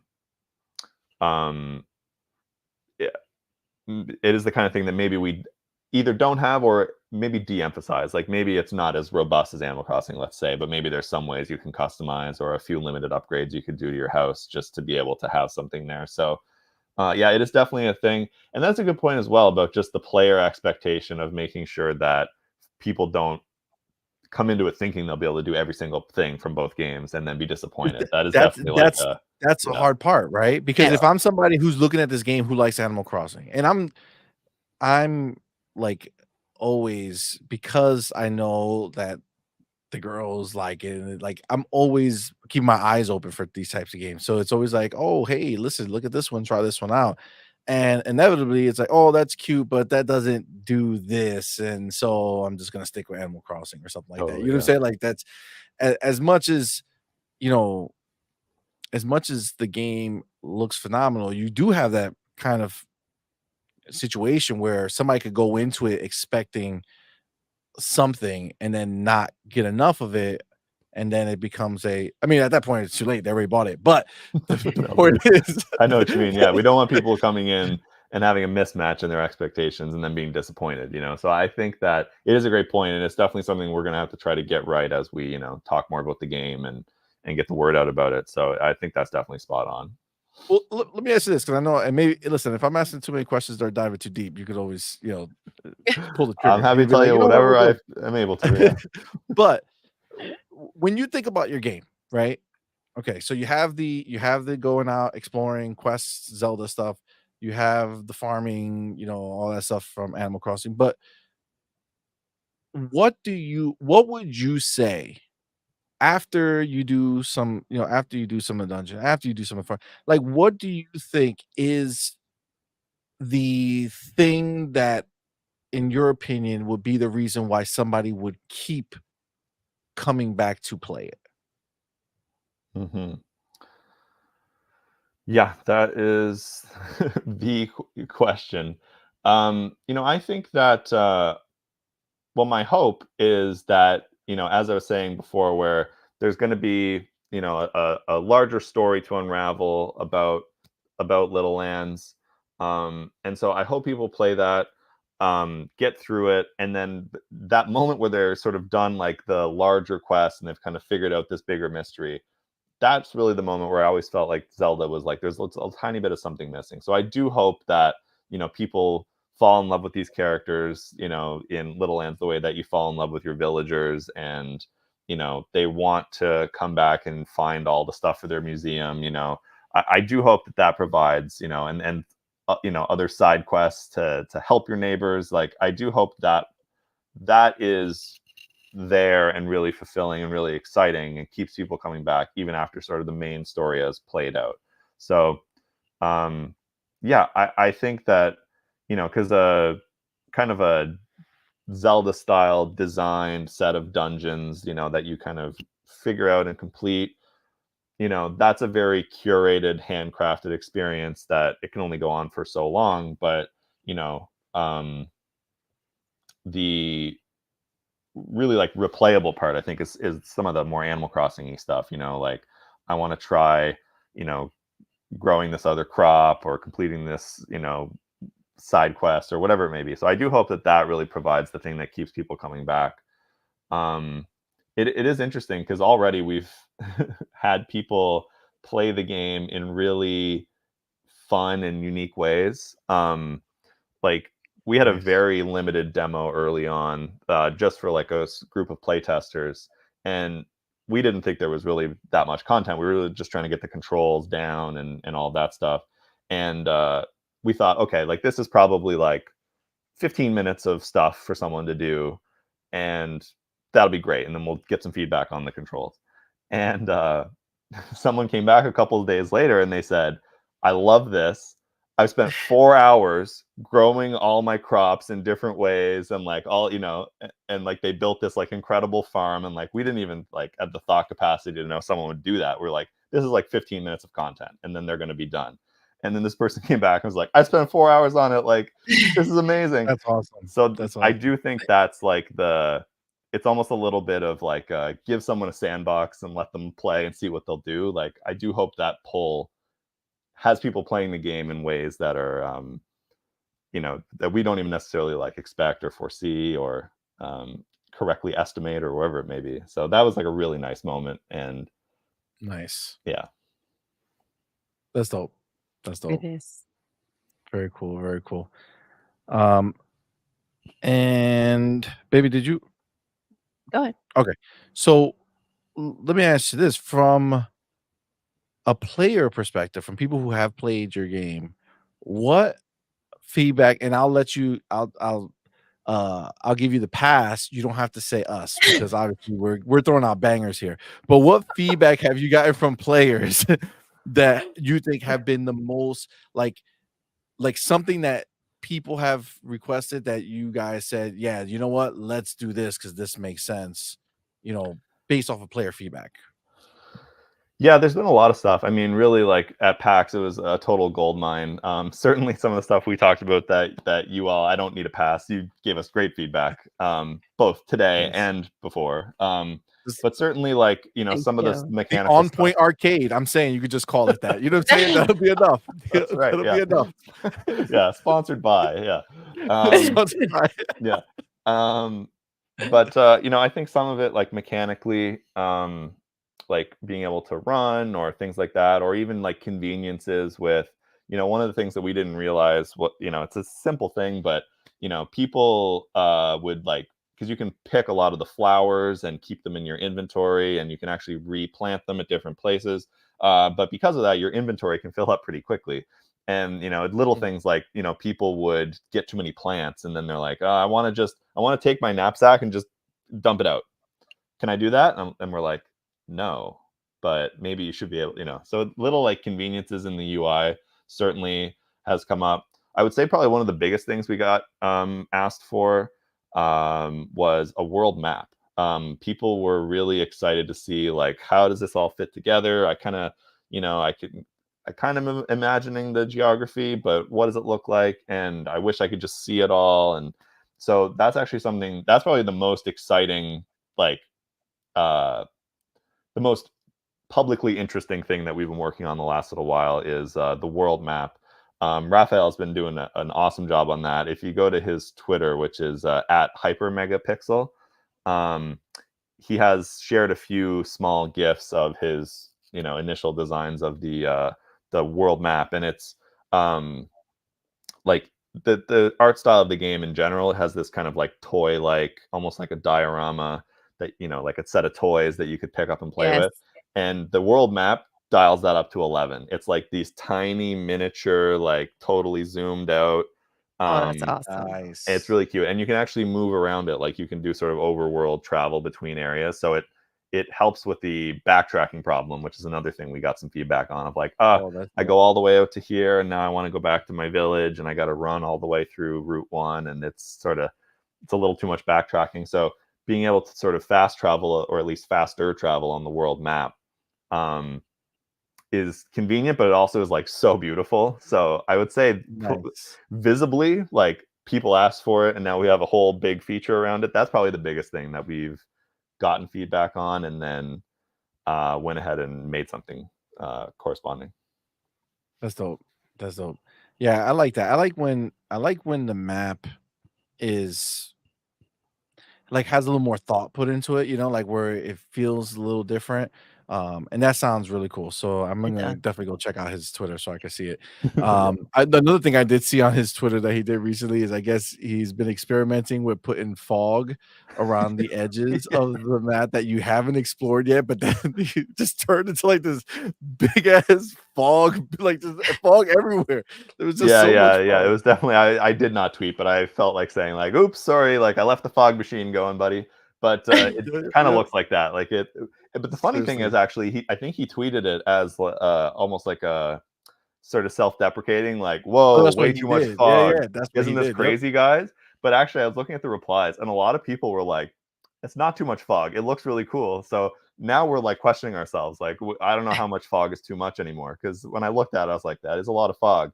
But a lot of people remarked, like, hey, if you have kind of thick fog around the edges where you can't explore, it actually makes it more like visually readable to know where you should be going. So it's that's the like weird happy accidents you get in game development. You know, you think it's too much of something, and then maybe not. So we'll Maybe see. not. But yeah, That's dope. That's dope. Yeah, yeah. No, I saw it. I was like, all right, that's pretty cool. And I mean, I think that's the one thing, not one thing, but one of the things that I think indie devs have, you know, such a cool ability to do, which is kind of share the progress. You know what I'm saying? Like, I feel like the bigger developers, the AAA space, all this stuff, I feel like everything's a secret. You know what I'm saying? Like for you're sure. not supposed to know anything that they're doing up there. And it's like then they come out and then they release this game that they spent hundreds of millions of dollars on. And oh, it turns out nobody likes your crap because you came up with some random idea and we didn't like it. Right. And now you're done. Whereas an indie really has the opportunity to, Engage. engage, Yes. right? Yeah, 100%. It's wonderful, and it's you're exactly right. Yeah, like, we have our public demo coming out in 2024. Like, if this was a more top secret game, I wouldn't be able to say that there's the cool new world map. It's like you'll see when it comes out, and Yep. that wouldn't be that. It's way less fun. It's super cool, and Rafael does a great job of just like picking really nice things to kind of showcase. Like, here's what we're up to. He's just got a real great feel for that, and yeah, it's like it's what brought me into the project in the first place. It's like every That's awesome. week or every other week, it's like, huh, this looks so beautiful. So That's awesome. yeah, it is nice to be able to share and kind of give these little updates and give people kind of a sense of how we're progressing. So you're exactly right. It is nice to have the sort of freedom to do that. Absolutely. So, if you could go back to the beginning of the development process, what would you do differently? Hmm. That's a good question. I there's always a balance between you don't want to like spend too much time engineering your tool set because then you never actually make the game. Um, there are a few things, I guess. This is like very inside the like game designer's mind. Like this might only make sense to me, so tell me if that's the case. But Okay. um, I think that really, really like as I mentioned before, being able to like iterate quickly and effortlessly. A, it makes things so much more fun, but B, it makes it like there's some things where if it's too hard to change what you've done or go back or make a change and then revert it easily, like if that's too hard to do, you just won't change it. Like Yeah. so it makes your product a lot better if you have the tools to really interact with what you're shaping correctly. And so there's a few things that I might change like earlier on in the process. Maybe we could have engineered tools to make it easier to do certain things. Like for a while we had it so that you could like change terrain height and things like that, but you couldn't undo it. You have to like kind of re-sculpt it to get rid of it. So it's funny, like such a small thing like that, just being able to like one button undo a terrain change versus having to like re-sculpt it, and now you've accidentally clipped into this bit, and then you've kind of screwed up your whole thing you're trying to model. Like it changes everything about how you can interact with what you're building. So there's probably some tools that in hindsight maybe we would have built earlier. At the same time, I don't necessarily fault that because it is a pitfall. Like programmers, my kind of day job for a long time was software engineering, and uh, a pitfall that people fall into is like tinkering with their tools to the nth degree and never actually like building the thing. So on the one hand, it's like, yep, you know what? In hindsight, I wish we had tool X sooner. But on the other hand, I am glad we didn't indulge the need to like build every single tool for every single scenario too early on, in which case we wouldn't be as far along as we are. So I guess really I'm just thinking out loud about that tension. It's not the most coherent answer probably, but there's always Oh that trade-off. And I no. guess it's just like in hindsight, you now know, oh, here's where I should have traded off and here's where I shouldn't have. So, uh, you know, maybe I would have built some tools sooner, I guess, to do certain things for the content development is the short version of that answer. Nice. Question. Is there a in-game calendar? So meaning, do we go throughout a year? Are we gonna go through seasons? There is indeed. There's an in-game calendar and timer. So it's not real time the way Animal Crossing is. It's more like Oh, I was gonna ask that. yeah. Yes. It's more like Harvest Moon or Stardew Valley, where it's like 20 minutes of real life time is one day. Mhm. So and there is a calendar. There's dates and months. We just use the like regular normal calendar right now, so it's the same months that we use right now. And yeah, we actually we have a in the works like a day night cycle that reflects the time of day. And Ooh, like I day and night believe our cycle. intent is to have seasons, although we don't have those in the game yet. It's kind of the nice spring summer weather that you see right now. But I do believe Yes. there will be some sort of thing to convey the kind of passage of time, other than just it says it's March or it says it's September. Okay, another question. Are we gonna get holidays? Is it gonna be Christmas? Is it gonna be, Halloween? Is it gonna be That's a great question. I don't know if we're going to use the real holidays or if we might just come up with some crazy ones of our own. But I would imagine there's going to be.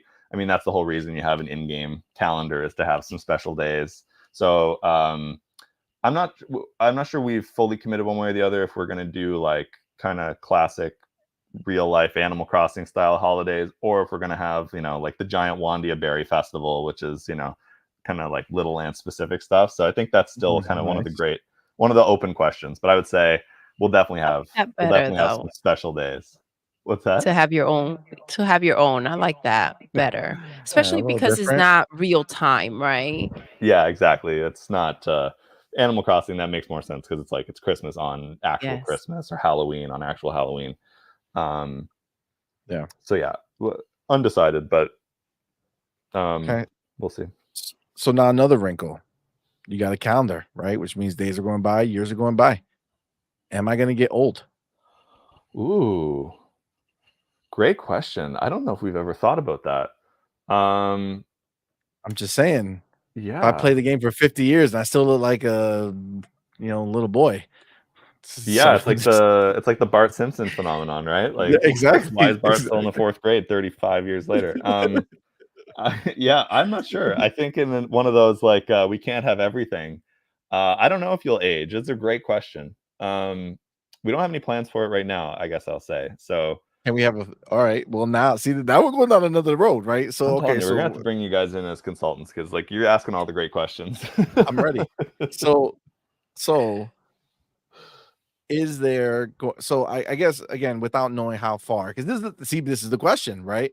Because you have a Zelda, you have a Animal Crossing, we don't know how far in each direction we're going quite yet. So, not that this is in Animal Crossing, but I'm thinking more like life simulator situation, right? You're living your best life. Is there can you are you could you get married? Hmm. Are you gonna, have Well, now after offspring? hearing about your beautiful wedding by the butterflies, like I'm questioning That's what everything. I'm thinking about, you know what I'm saying? I Yeah. wanna have that. I wanna name her, I wanna call her Doodle, you know what I'm saying? Have a whole nice life together It's so and force sweet. her to live with me, you know what I'm Yeah. saying? I don't think we have any plans for it. I think that's probably another one of those examples of like Go would be too far very in the other sweet, but direction. it's probably like if we're drawing a circle around the things that we sort of have to have, I think it's Yep. probably outside of it. So I don't think so. Folks have also asked. I think it's Stardew Valley has like kind of the like friendship meters and things like that. Um, Same thing and with Animal Crossing, you could bribe them to love you. Yes. yeah.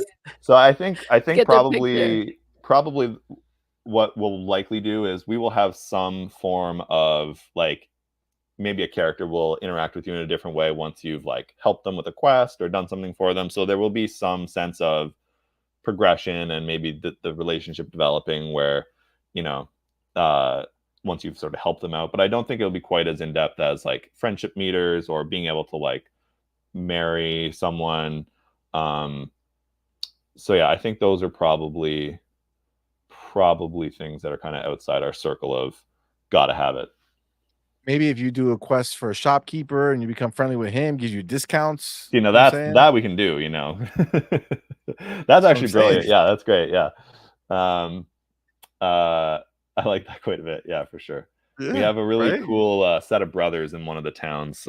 It's Bernie and MacGyver Marketino, and yeah, I can totally Okay. imagine that Bernie Marketino. If you help him out, maybe you get the permanent 15% discount. You know, I friends like and that. family.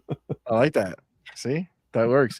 Yeah. Yeah, no, this this I gotta tell you, again, this is just a testament to what you have Yes. here, He's right? so excited about it. Because when you think about it, it's like all these desires to see in this game now. Because it's like, oh wow, like this is so dope. Like it's literally graphics, beautiful, check, boom.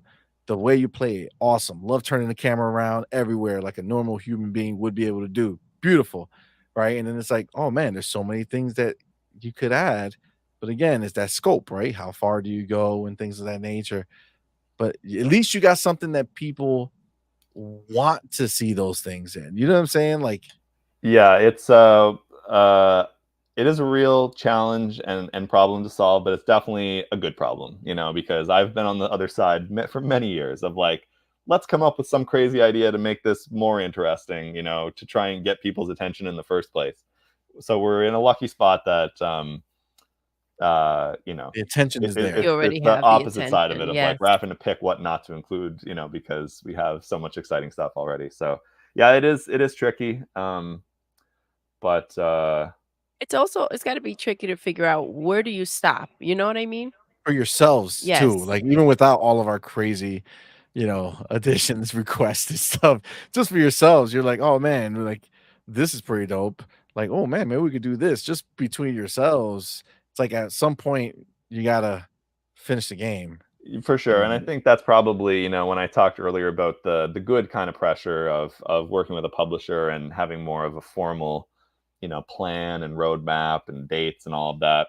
That's probably like the healthy side of that, where, you know, sometimes people will like, if they don't have a deadline, they'll make one up just to force themselves to do it. You know, it's like Yes. I do think there's a little bit of like stating a plan. You know, we're going to try to work on it for this range of time, and it helps concretize it. So yeah, like we don't want to be, we don't want to launch Littlelands in 2034. You know, but we probably have yeah, Yes. enough yeah, yeah. ideas that we could work on until Facts, 2034 if we wanted to. So maybe that's facts, kind of the facts, good facts. side of a little bit of structure and a little bit of pressure of you know, I think it Deadlines, right? helps keep Absolutely. things on track in that way.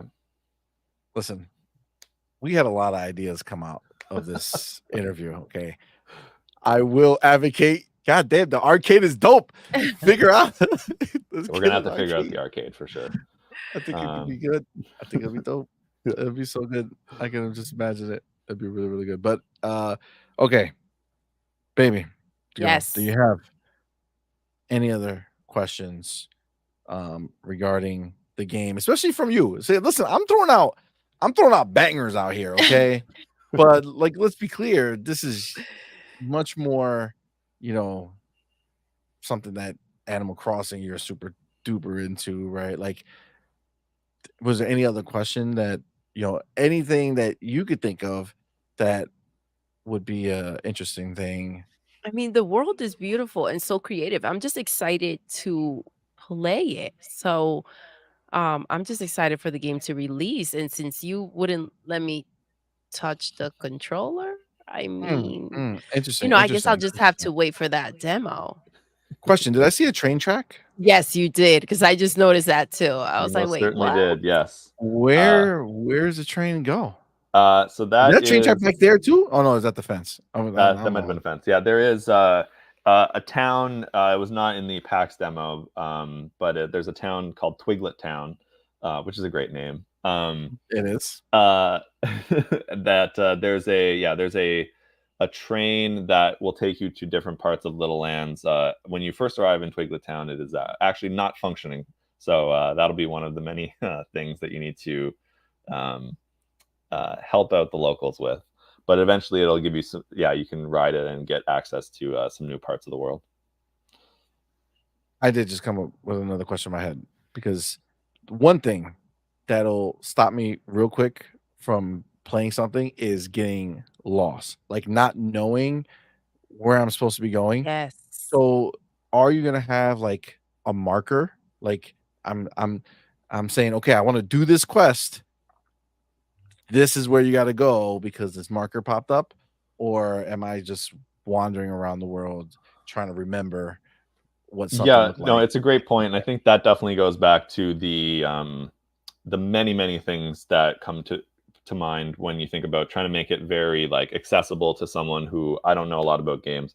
Um, I think that we definitely want to have it so that people aren't feeling that way. So we have certainly talked about markers or maybe even Breadcrumb potentially, trails? yeah, like potentially more pronounced things like Oh, as you say, that'd like be a so dope. breadcrumb trail or some sort of like very, and probably make that an option. So if you want it, it's there. If you, hey, I want to figure it out myself, you can turn it off. But I think that Facts. just helps make the game a lot more accessible, and you can kind of tweak it to your skill level and what's fun for you. So if you don't want to feel like you're lost, you kind of want to know, okay, I have this quest in my journal, and so I definitely think we will have at least some sort of markers and probably a few mechanics that are even more like pronounced. Good. Real quick, I paused it right here. Who is that character? Is this like a store over Yes, here, this or was so these were this is Bernie and MacGyver Marketing, who I mentioned earlier. This is their oh, shop in Twiglet Town. So this guy over here Okay. reminds me of Gojo It does look like Gojo. Like I from Jujutsu immediately Kaisen.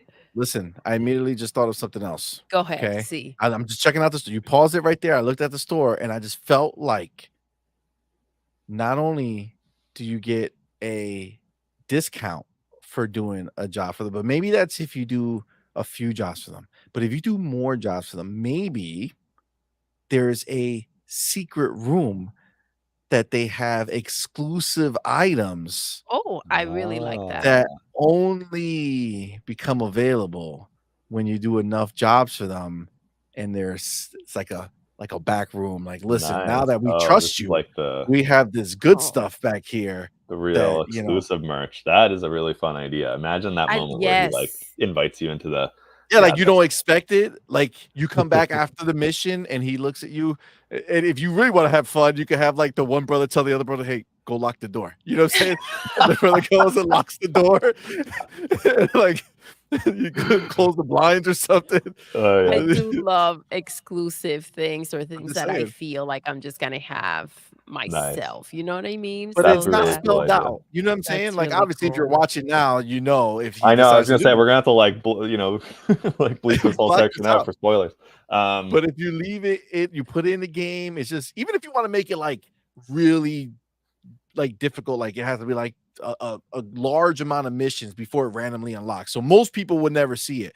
But like for the people who are like dedicated to nice. Yeah. doing this guy's missions or doing his story quest or whatever it is, just boom, magic, some dope ass item. Even if it like just you should have like fun items that completely would break the game and like make it too easy to do something, but because Yeah, you you're did like the all that elite, work, 100% completionist. Yeah, no, that's really cool. And yes, for anybody that's watching this, don't tell anybody. forget that. The MIB flash, you know what I'm Yeah, saying? It's called. exactly. Yeah, exactly. Oh man, but it just I saw the room, I was like, man, that looks perfect. I really feel like that's something that would happen. It would be so dope. Follow me. Ah, see, I feel like these are all little cool ideas that Yeah, it's as we say, it's it there's something about it. I don't know if it's the art style or it's the what, but there's something about it that it gives you that kind of spark. I don't know. Maybe it's because they look like toys. Your brain kind of goes there. I I can't feel really like it's the explain it. art style first. I gotta tell Yeah, you, because that I'm really like super into graphics. So for me, I see this and I just look at it, I'm like, yes, Yes, yeah, it's I very love this game. It unique, looks so and dope. it does feel like it it feels like the name is perfect, as we said before, because it does feel like Littlelands, right? Like it's like almost like Lego set, right? Obviously, it doesn't look like it, but like as if you created this little world, right? yeah. Yeah, it I looks don't really know. dope. Yeah, Something and about it you know, is special. I probably haven't given enough of a spotlight to, like, you know, Rafael certainly is a programming, you know, wizard, but also an artistic wizard. I think most of the models in the game, like some we got from external sources, but a lot of them he modeled himself, and just the art, kind of the vision and sense of style and cohesion and just physically producing a lot of these assets himself. Like it really, I can't say enough for his artistic ability. Like he really is. I hate saying talented because, you know, I know he worked hard to cultivate that skill, but such a skilled, really competent artist. So yeah, it always makes me happy when people resonate with the visuals, because he's I mean, this guy's I feel so lucky to work with him. He's a friggin' I mean, genius, and it's phenomenal. I he's can tell really you that made much. something special with the art style. So I appreciate the kind words on it. And I do agree. It does spark some sort of play in your mind where you're like, oh, what about this? I don't know. There's something about Yeah, it that like just it makes you feels go like there. it's limitless. Like that's Yeah. what I'm saying. When I look at this, I feel like there's so much that you could do in the game, and it just like there's so much. Like even the world, like just the land, it looks so much better. Like being able to, you know, can you move people's houses around? Did you tell me that or no? I don't believe at this point you can. Oh, So okay. there was a tweet. We have a level editing tool where you can do that, but not in the actual gameplay. He did tweet that at one point, I think, where you can like rectangular select and clunk. Mm, So Mm. the nice, developers nice, can do nice, it, but nice. it's not a game feature. Yeah. I was just looking at it, but Yeah. I stare at the thing and it's so dope. It's really cool. Oh, you know what? Talking about that. These quests. Okay, these quests that we go on, right? How we looking for the reward at the end? You know what Oh, I'm Mm. saying? Like, is it like a holy crap, look at this unique dope thing that I got, or is it like here's 42 fishes? You know what I'm saying? Good job. Yes, we're gonna try to make sure that it's very.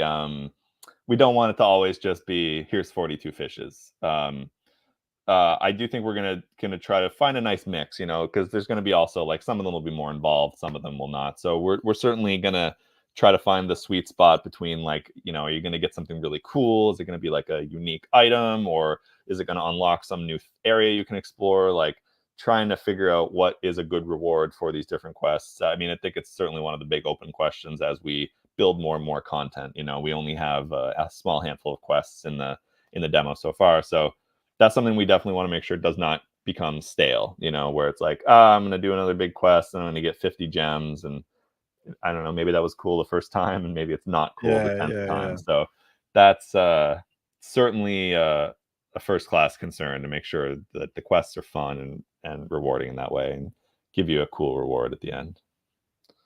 Yeah, it's always fun when you get a surprise, something you weren't expecting, Yeah, well, that exactly what you're talking about. Like, how much more cool is it when you complete the 100th, you know, quest for Bernie Marketing and he takes you into his secret shop? Like, that's way more cool than 100 gems, you know. So, right? so Facts.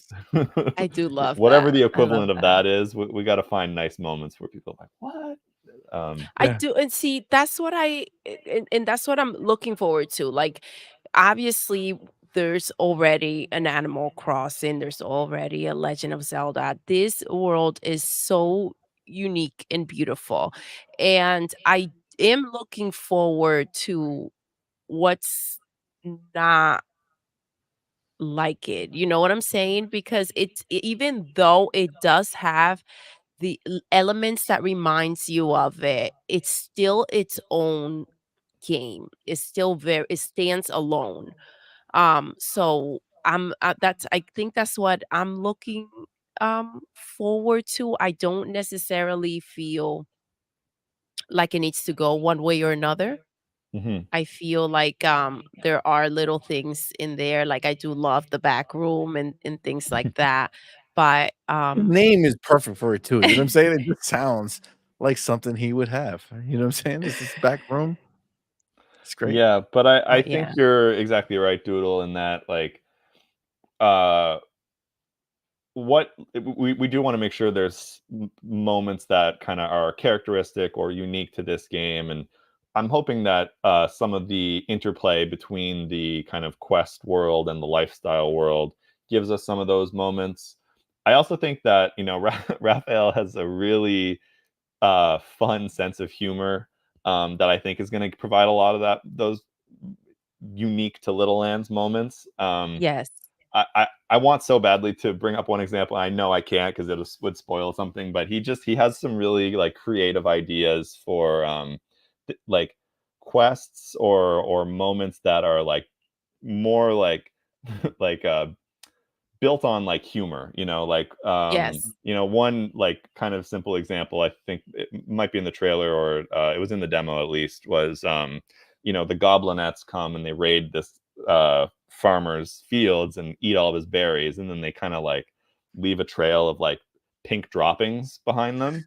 And it's like it's a little bit of that kind of zany like Dragon Ball Dr. Slump kind of like humor where it's like wait, what? So I do feel also that brings a little bit of like really distinct personality to the game, and I'm hoping we'll be able to keep that throughout. Of you know, because you know, Zelda is very epic, and Animal Crossing has you know, they're both such wonderful games, but Yes. that particular sense of humor, I don't know how much of that is an emphasis. So I hope that'll also be like something that provides a very unique like this isn't really in any other game like this. I'm glad you brought that up, Doodle, and you're right, Kyle, because I think one of the dope things about your game is that it is definitely a game that you could look at and see another game, be like, yeah, we tried we played Littlelands, and we're using something from there, right? Like that's where, like the same way we're talking about Animal Crossing and Zelda, right? Like Littlelands, you like the aesthetic is just so perfectly nailed. Like it just fits so well. I feel like it could be such a big thing. Question: Are we making our own characters? I don't remember. Yes, you. There's a character creator at the beginning, and you can customize at the beginning with different like hairstyles and color, and lots of different like physical attributes and different skin color and all kinds of different stuff. You also there's like a clothing system, so you can like equip and unequip and wear different clothes. And if you know pick a hair color and then like 2 hours in you don't like it, we don't have any ways yet, but we'll add some ways to you know do a little do-over if you need to dye your hair Oh, a different color. yes, without restarting the game. Yes, I Yeah, yeah. like that. You I need an love his hairdresser in little town. cap. He is so Exactly freaking right. adorable, though. Make a Exactly. So, hairdresser. You know what I'm saying? It's easy. Take one of the characters that already exist. Be like, hey, listen, I got a back room. You know what I'm Yeah. saying? We can what I can tell you with is back rooms now. Yeah. a bunch of back rooms. Let's go.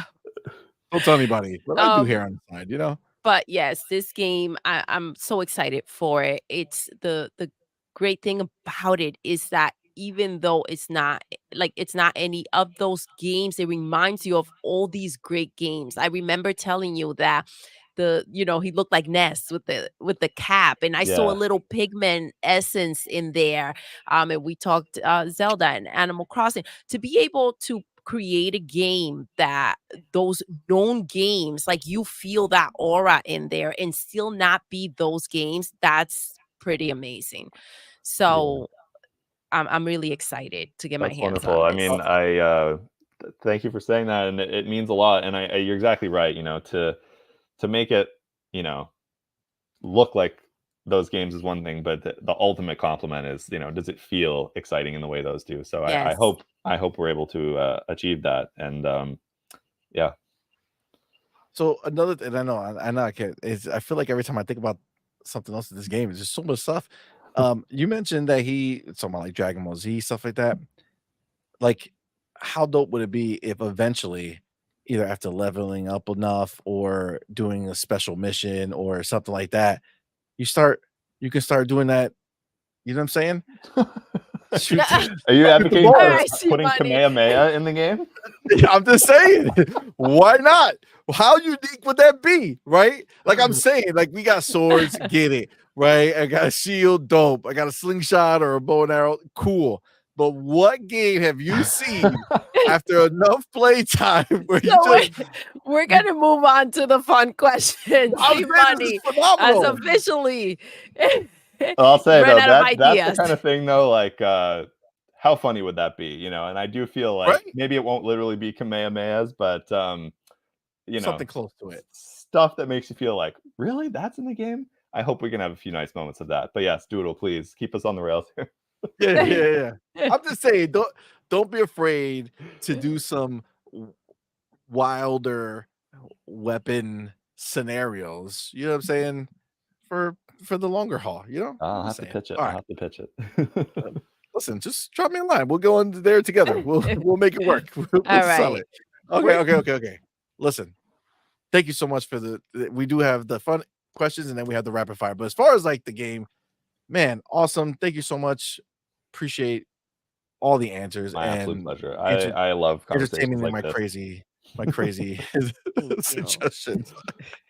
All right. Let's move on to the fun questions. Even though this was very fun. Yes. Where are you? There you go. Boom. Nope. Wrong one. Boom. Okay.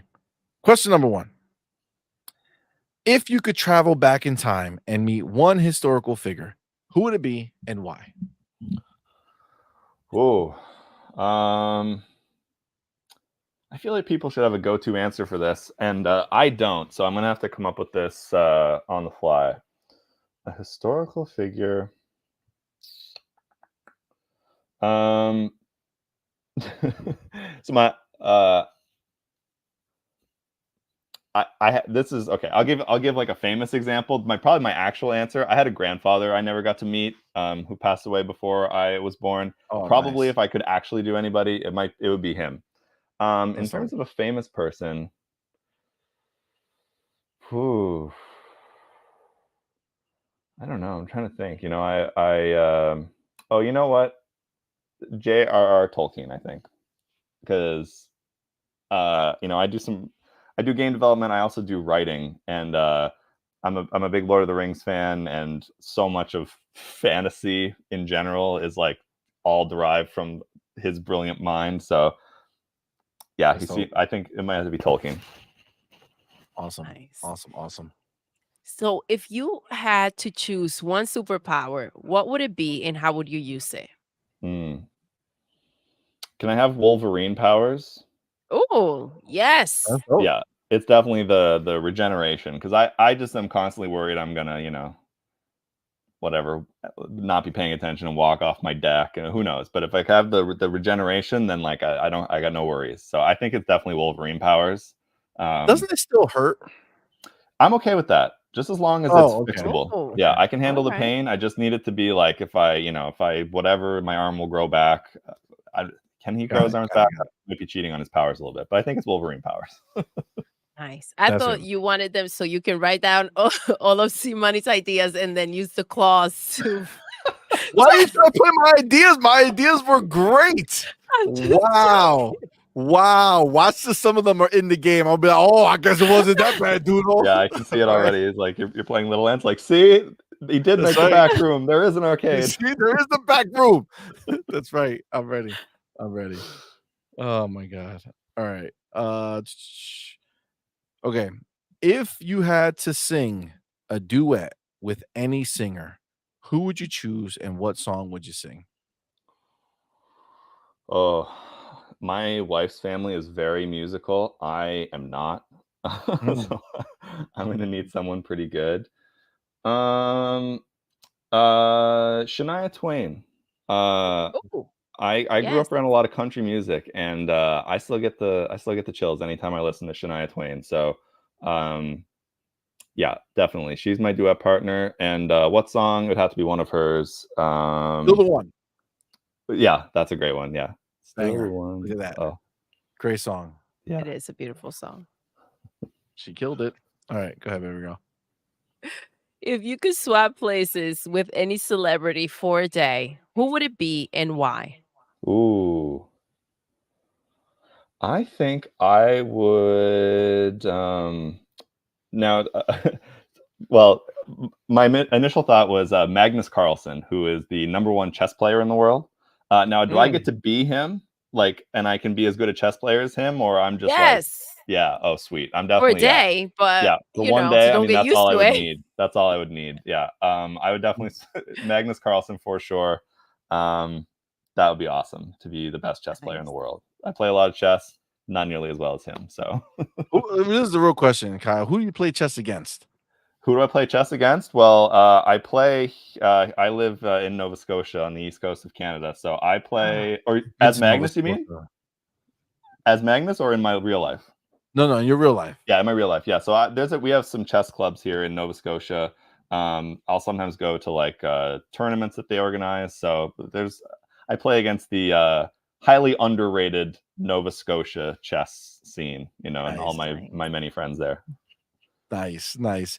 I went to Nova Scotia one time in my life on a cruise, and it took us to like a lighthouse that Oh, was nice. Yes. by rocks, and there was like Yeah. a How lot am I of blanking on this? old Peggy's Cove. bullets. Do you guys go to Peggy's That might Cove? be it. Yeah. That might be it. Yeah, that was wild. Yeah. There's a It's lot of old bullets over there, but then people were saying that then people might just be shooting over there, and that's why we were like, "Oh my god, look at these bullets!" Yeah, I was young, but I was like, "Oh man, these might be really old," and they're like, "Yeah, people were probably just shooting." I'm like, "Oh, okay, nuts. cool, dope." All right, that's funny. All right, so it's my turn. Yes. Okay, if you won the lottery, what is the first thing you would buy or do with the money? But caveat, no, like you've already done all the nice stuff. You know what I'm saying? So you've helped everybody you're gonna help. Paid off everybody's mortgages. Yeah, paid off everybody's mortgages. You paid off the game, whatever. You did everything known to mankind that was needed to be done or good to be done. Selfish Kyle, just Selfish Kyle? Well, irresponsible Kyle. Just one thing that's just for you. That's yours. Yes, I have thought about this a lot. I am 100%. I'm going into my digital Rolodex. I'm finding the best animators, programmers. I'm building a game company. And it's just like my vanity Ooh. game company. Like, it's just like I have my crazy idea and I get them working on it, and I just am like the creative director of it. 100%. That's what I'm doing with the money. Step number 2, I might build myself like a pretty awesome home gym. But step number 1, I'm sinking it into a video game company for sure. That's Very dope. nice. That's dope. I like that. I like that. Very good. Very Okay. good. If you could travel to any video game world, where would you go and what would you do there? Wow, that's a very fun one. Part of me is like, what's the one that I would, like not get like, beat up or killed or something? Like, where would I want But to most? you fit in. I see. Okay, gotcha. Yeah, so you Yes. embody the world that you're living in. So you know what I'm saying? I see. Gotcha. Probably got to go with Ocarina of Time. I would go there. It's just so iconic to me. I spent so much time, and to actually be able to go and like, whatever, hang out with the Deku tree and, explore around. I think I'd go to Ocarina of Time. Just it'd be so cool to just walk around there for real. Isn't it wild to think that that game is so old and like the world, as memorable as it is for you, so little detail in it in comparison to what's capable now. You know what I'm saying? I know. Yet it made such a like impacting, mark in the industry. Yeah, it is crazy. Like, even just in general, like less fancy graphics, like the way that your brain like, extrapolates the details or whatever it is. Like, there's definitely like tons of low fidelity graphics worlds that are way more beautiful than super polished stuff. And it's almost hard to explain why. Someone probably like has written 10,000 words and there's like an answer to this, but you're exactly right. You look at it and it's like, it is kind of simple geometry, but it's so beautiful. So I don't know if it's just because, how old I was when I saw it or what, Then but it you still look at looks something beautiful like today. I don't know. Littlelands. You look at something like Littlelands, you're like, well, they only dreamed that their game looked like this. You know what I'm saying? Yeah, no kidding. This is funny. All right. And the last question Last before our question. rapid fire round. If you had to eat only one food for the rest of your life, what would it be and why? Ooh, it would be toast with peanut butter and jam. Does that count as one food? Yeah. Yeah, Oh, yeah. all right. That's like my go-to Sandwich breakfast. style or open style? Open. I I think he usually do said 2 toast. pieces of toast, open Yes. style. Yeah, yeah. That's like my go-to That's breakfast. the only way. I feel like That's you can't the close exact that up. opposite of reality. A sandwich is literally 2 pieces of bread put together with something in the middle. Oh, it's That true, but I actually, taxonomically, I categorize toast and sandwich. They're 2 different dishes to me. So I would say yeah, this is not a sandwich, but, so you're gonna it's what I have would. a toast with peanut butter and then jelly on top Yeah, or yeah, jam. exactly. Yeah, raspberry jam is my go-to. Ooh, raspberry jam. I do the same thing. Like even my bagels, I can't close them into a sandwich. It has to be open for me. Yeah, to my brain, it's like, I'll always prefer to eat 2 of something. It feels like more food, Yes. even though I know it doesn't make any sense. Like, to me, it's just like, I want 2 things, I don't want 1. So it's I like Makes sense to that. me. That's why I don't know if you ever went to Panera's, but that is the exact reason why I get a bagel for my sandwiches. Because if you get a whole sandwich, right? If so, like let's say you do a Chipotle avocado melt, right? If you just get it normal, it's just like it's a sandwich cut in half.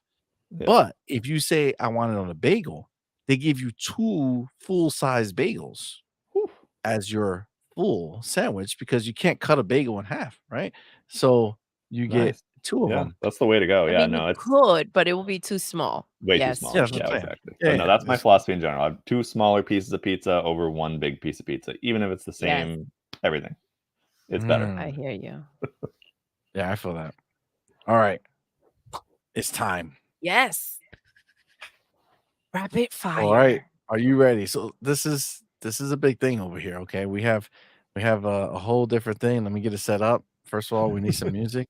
I don't know Okay, if I'm ready, but I'm an enthusiastic participant. I'll try my best here.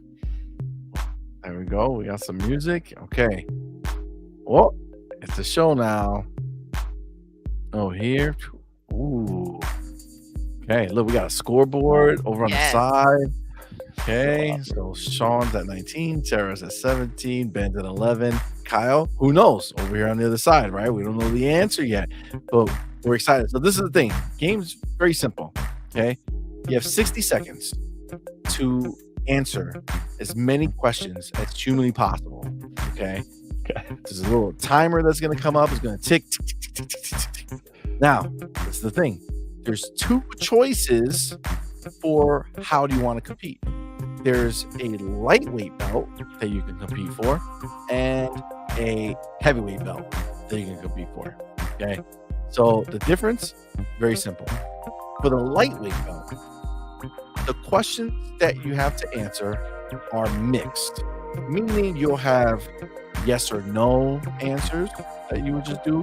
You have either or, questions that you have to answer, like this or that. And then there's questions that you just have to come up with the answer, right? So it's a mix. There's a lot of variation, and that's the lightweight. Heavyweight, there's no variation. All questions that you have to answer on your own. So no either ors, no yes or no's, no quick and easy answers. Everything you have to think of on your own. So the choice is yours. This is like the Which most fun way? thing I've done all year. I love this so much. I'm going heavyweight for sure. Heavyweight. Let's go. Oh yeah. Yes. So far, everybody has chosen heavyweight. So Let's go. All Let's right. do this. all right, listen. This is teamwork, okay? This is just as much about me as it is about you because I have to get you to the next question. All right. So the way we do it here is that when the buzzer sounds, if I'm at least halfway through the question, then it still counts as you answered it. So you Even still if get to didn't answer it. You still get to answer it, and it still Sweet. counts for you. And if All I right. don't know it, can I pass or do I? So you can pass, but it doesn't count. Gotcha. Okay, so basically you omit a question, which overall was sold on your time. So Yeah, gotcha. it's not. These are your. It's not a. These are. There's no wrong answer because they're your answers for it. So it's not like what's 5 + 5. You know what I'm saying? Oh, I see. Yeah. I was like ready for like hardcore trivia here. Okay. Oh man, maybe that'll be a different show we do Sure, another time. yeah. All right. All right, we're gonna go heavyweight. All right, we All ready? right, you're gonna hear that timer. Don't mind it. Okay. Let's go. 3. Oh, I lied. Hold on, it's coming. Wait. Here. Sorry. Thought it was there, but it wasn't. There we go. Boom, boom. Okay. I'm ready. Wait, let me take a sip of water. I gotta be ready for this. Okay, it's just me out. All right. Let's go. You guys got this. All right. 3, 2, 1. Favorite gaming genre. Puzzle. Favorite show as a child. Lost. What's your favorite number? 3. Favorite subject in school. Math. Favorite gaming console of all time. Wii. Favorite song. Man Feels Like a Woman. Childhood celebrity crush. Ooh, Christina Hendricks. Favorite cereal. Honeycomb. If you could be an animal, which animal would you be? Snake. Favorite color. Red. Favorite book. Sword of Shanra. Favorite game of all time. Ooh, Super Mario RPG. Favorite superhero. Batman. First job you ever had. Lawnmower. Favorite movie genre. Comedy. Favorite fast food restaurant. McDonald's. Favorite sports team. The Kansas City Chiefs. Favorite music artist. Nice win. Dream vacation spot. Hawaii. What is your zodiac sign? Sagittarius. Favorite ice cream. Chocolate. Chocolate. Does that one count? I don't know if you started that one yet, actually, but I think the bell rang and then I started it. Yeah, so that's that fine. one I don't want to inflate my stats. Okay. All right. So you can see on the screen 19 is the score to beat. Doodle, First place, yes. let us have the results. Kyle. You did just that. You got 20. Yeah. Brand new champion. We got a new champ. Yes. No! Kyle. Oh, You man. killed it. That was so good, bro. Nice. You were not messing around. Oh, it was did not feel not. like 20. It did not feel like 20. Oh, that's very exciting. This was so much fun. Now, Kyle, you don't realize that this is a bigger deal than you even know. See, right here, you're looking at this screen and you're seeing 19 Sean, you're seeing 3 people and then you. But this very game is based off the show that we did previously to this show, which was her, him, and a guest, where we had a bunch of people. We had 20. We had 2 seasons. 2 seasons, right? It was like 30 something people we've had on the show. And the highest score was, in fact, 19. So you have decimated every single person that has come before Yes. you. Oh, 20 man. seems like it's going to be an insurmountable number to beat because most people don't do that good. But you did it. Well, Wow. What can I say? What a rush. champ. That's it. Awesome. There- Let's throw some. Come on. We got to get it in. Yeah. Really fun. I love stuff like that. So Oh man, what an awesome time, guys! That was so dope. Thank you so much. Thank you Kyle. so much. For oh my coming god, on. my That was- absolute pleasure. Highlight of my, month for sure, year maybe. Oh, thank you. Oh, I'm so That's happy to hear that, awesome. man. Well, thank you so much for coming, man. And for Guys, sure, once we're closer, Wishlist. yes, go wishlist Wishlist, this game, please. Littlelands Littlelands. Littlelands. on Yeah. Steam. It's worth it. Game so dope. Absolutely. Definitely do it. We're gonna have to have you guys back. When we get closer. 100%. once- Yeah, anytime, just reach out. We would love to be back. So thanks so much for having us. This was a really fun time. Good, Thank man. you. Thank you so Thank you much. We for really, being really here. appreciate it. Shout out to everybody who's rocking with us. Thank you so much for watching. Thank you, guys. We appreciate you guys. Remember, we're actually going to be back later on tonight, 8 o'clock, late night, but we'll be back. It's going to be a good night. We got things to talk about. But with that, guys, we're going to end the show the way we end every single show. And Kyle, don't leave. Stay in the green room till the end. Doodle, Yes, we're done. we are. Until next time, You're intruding. you're intruding.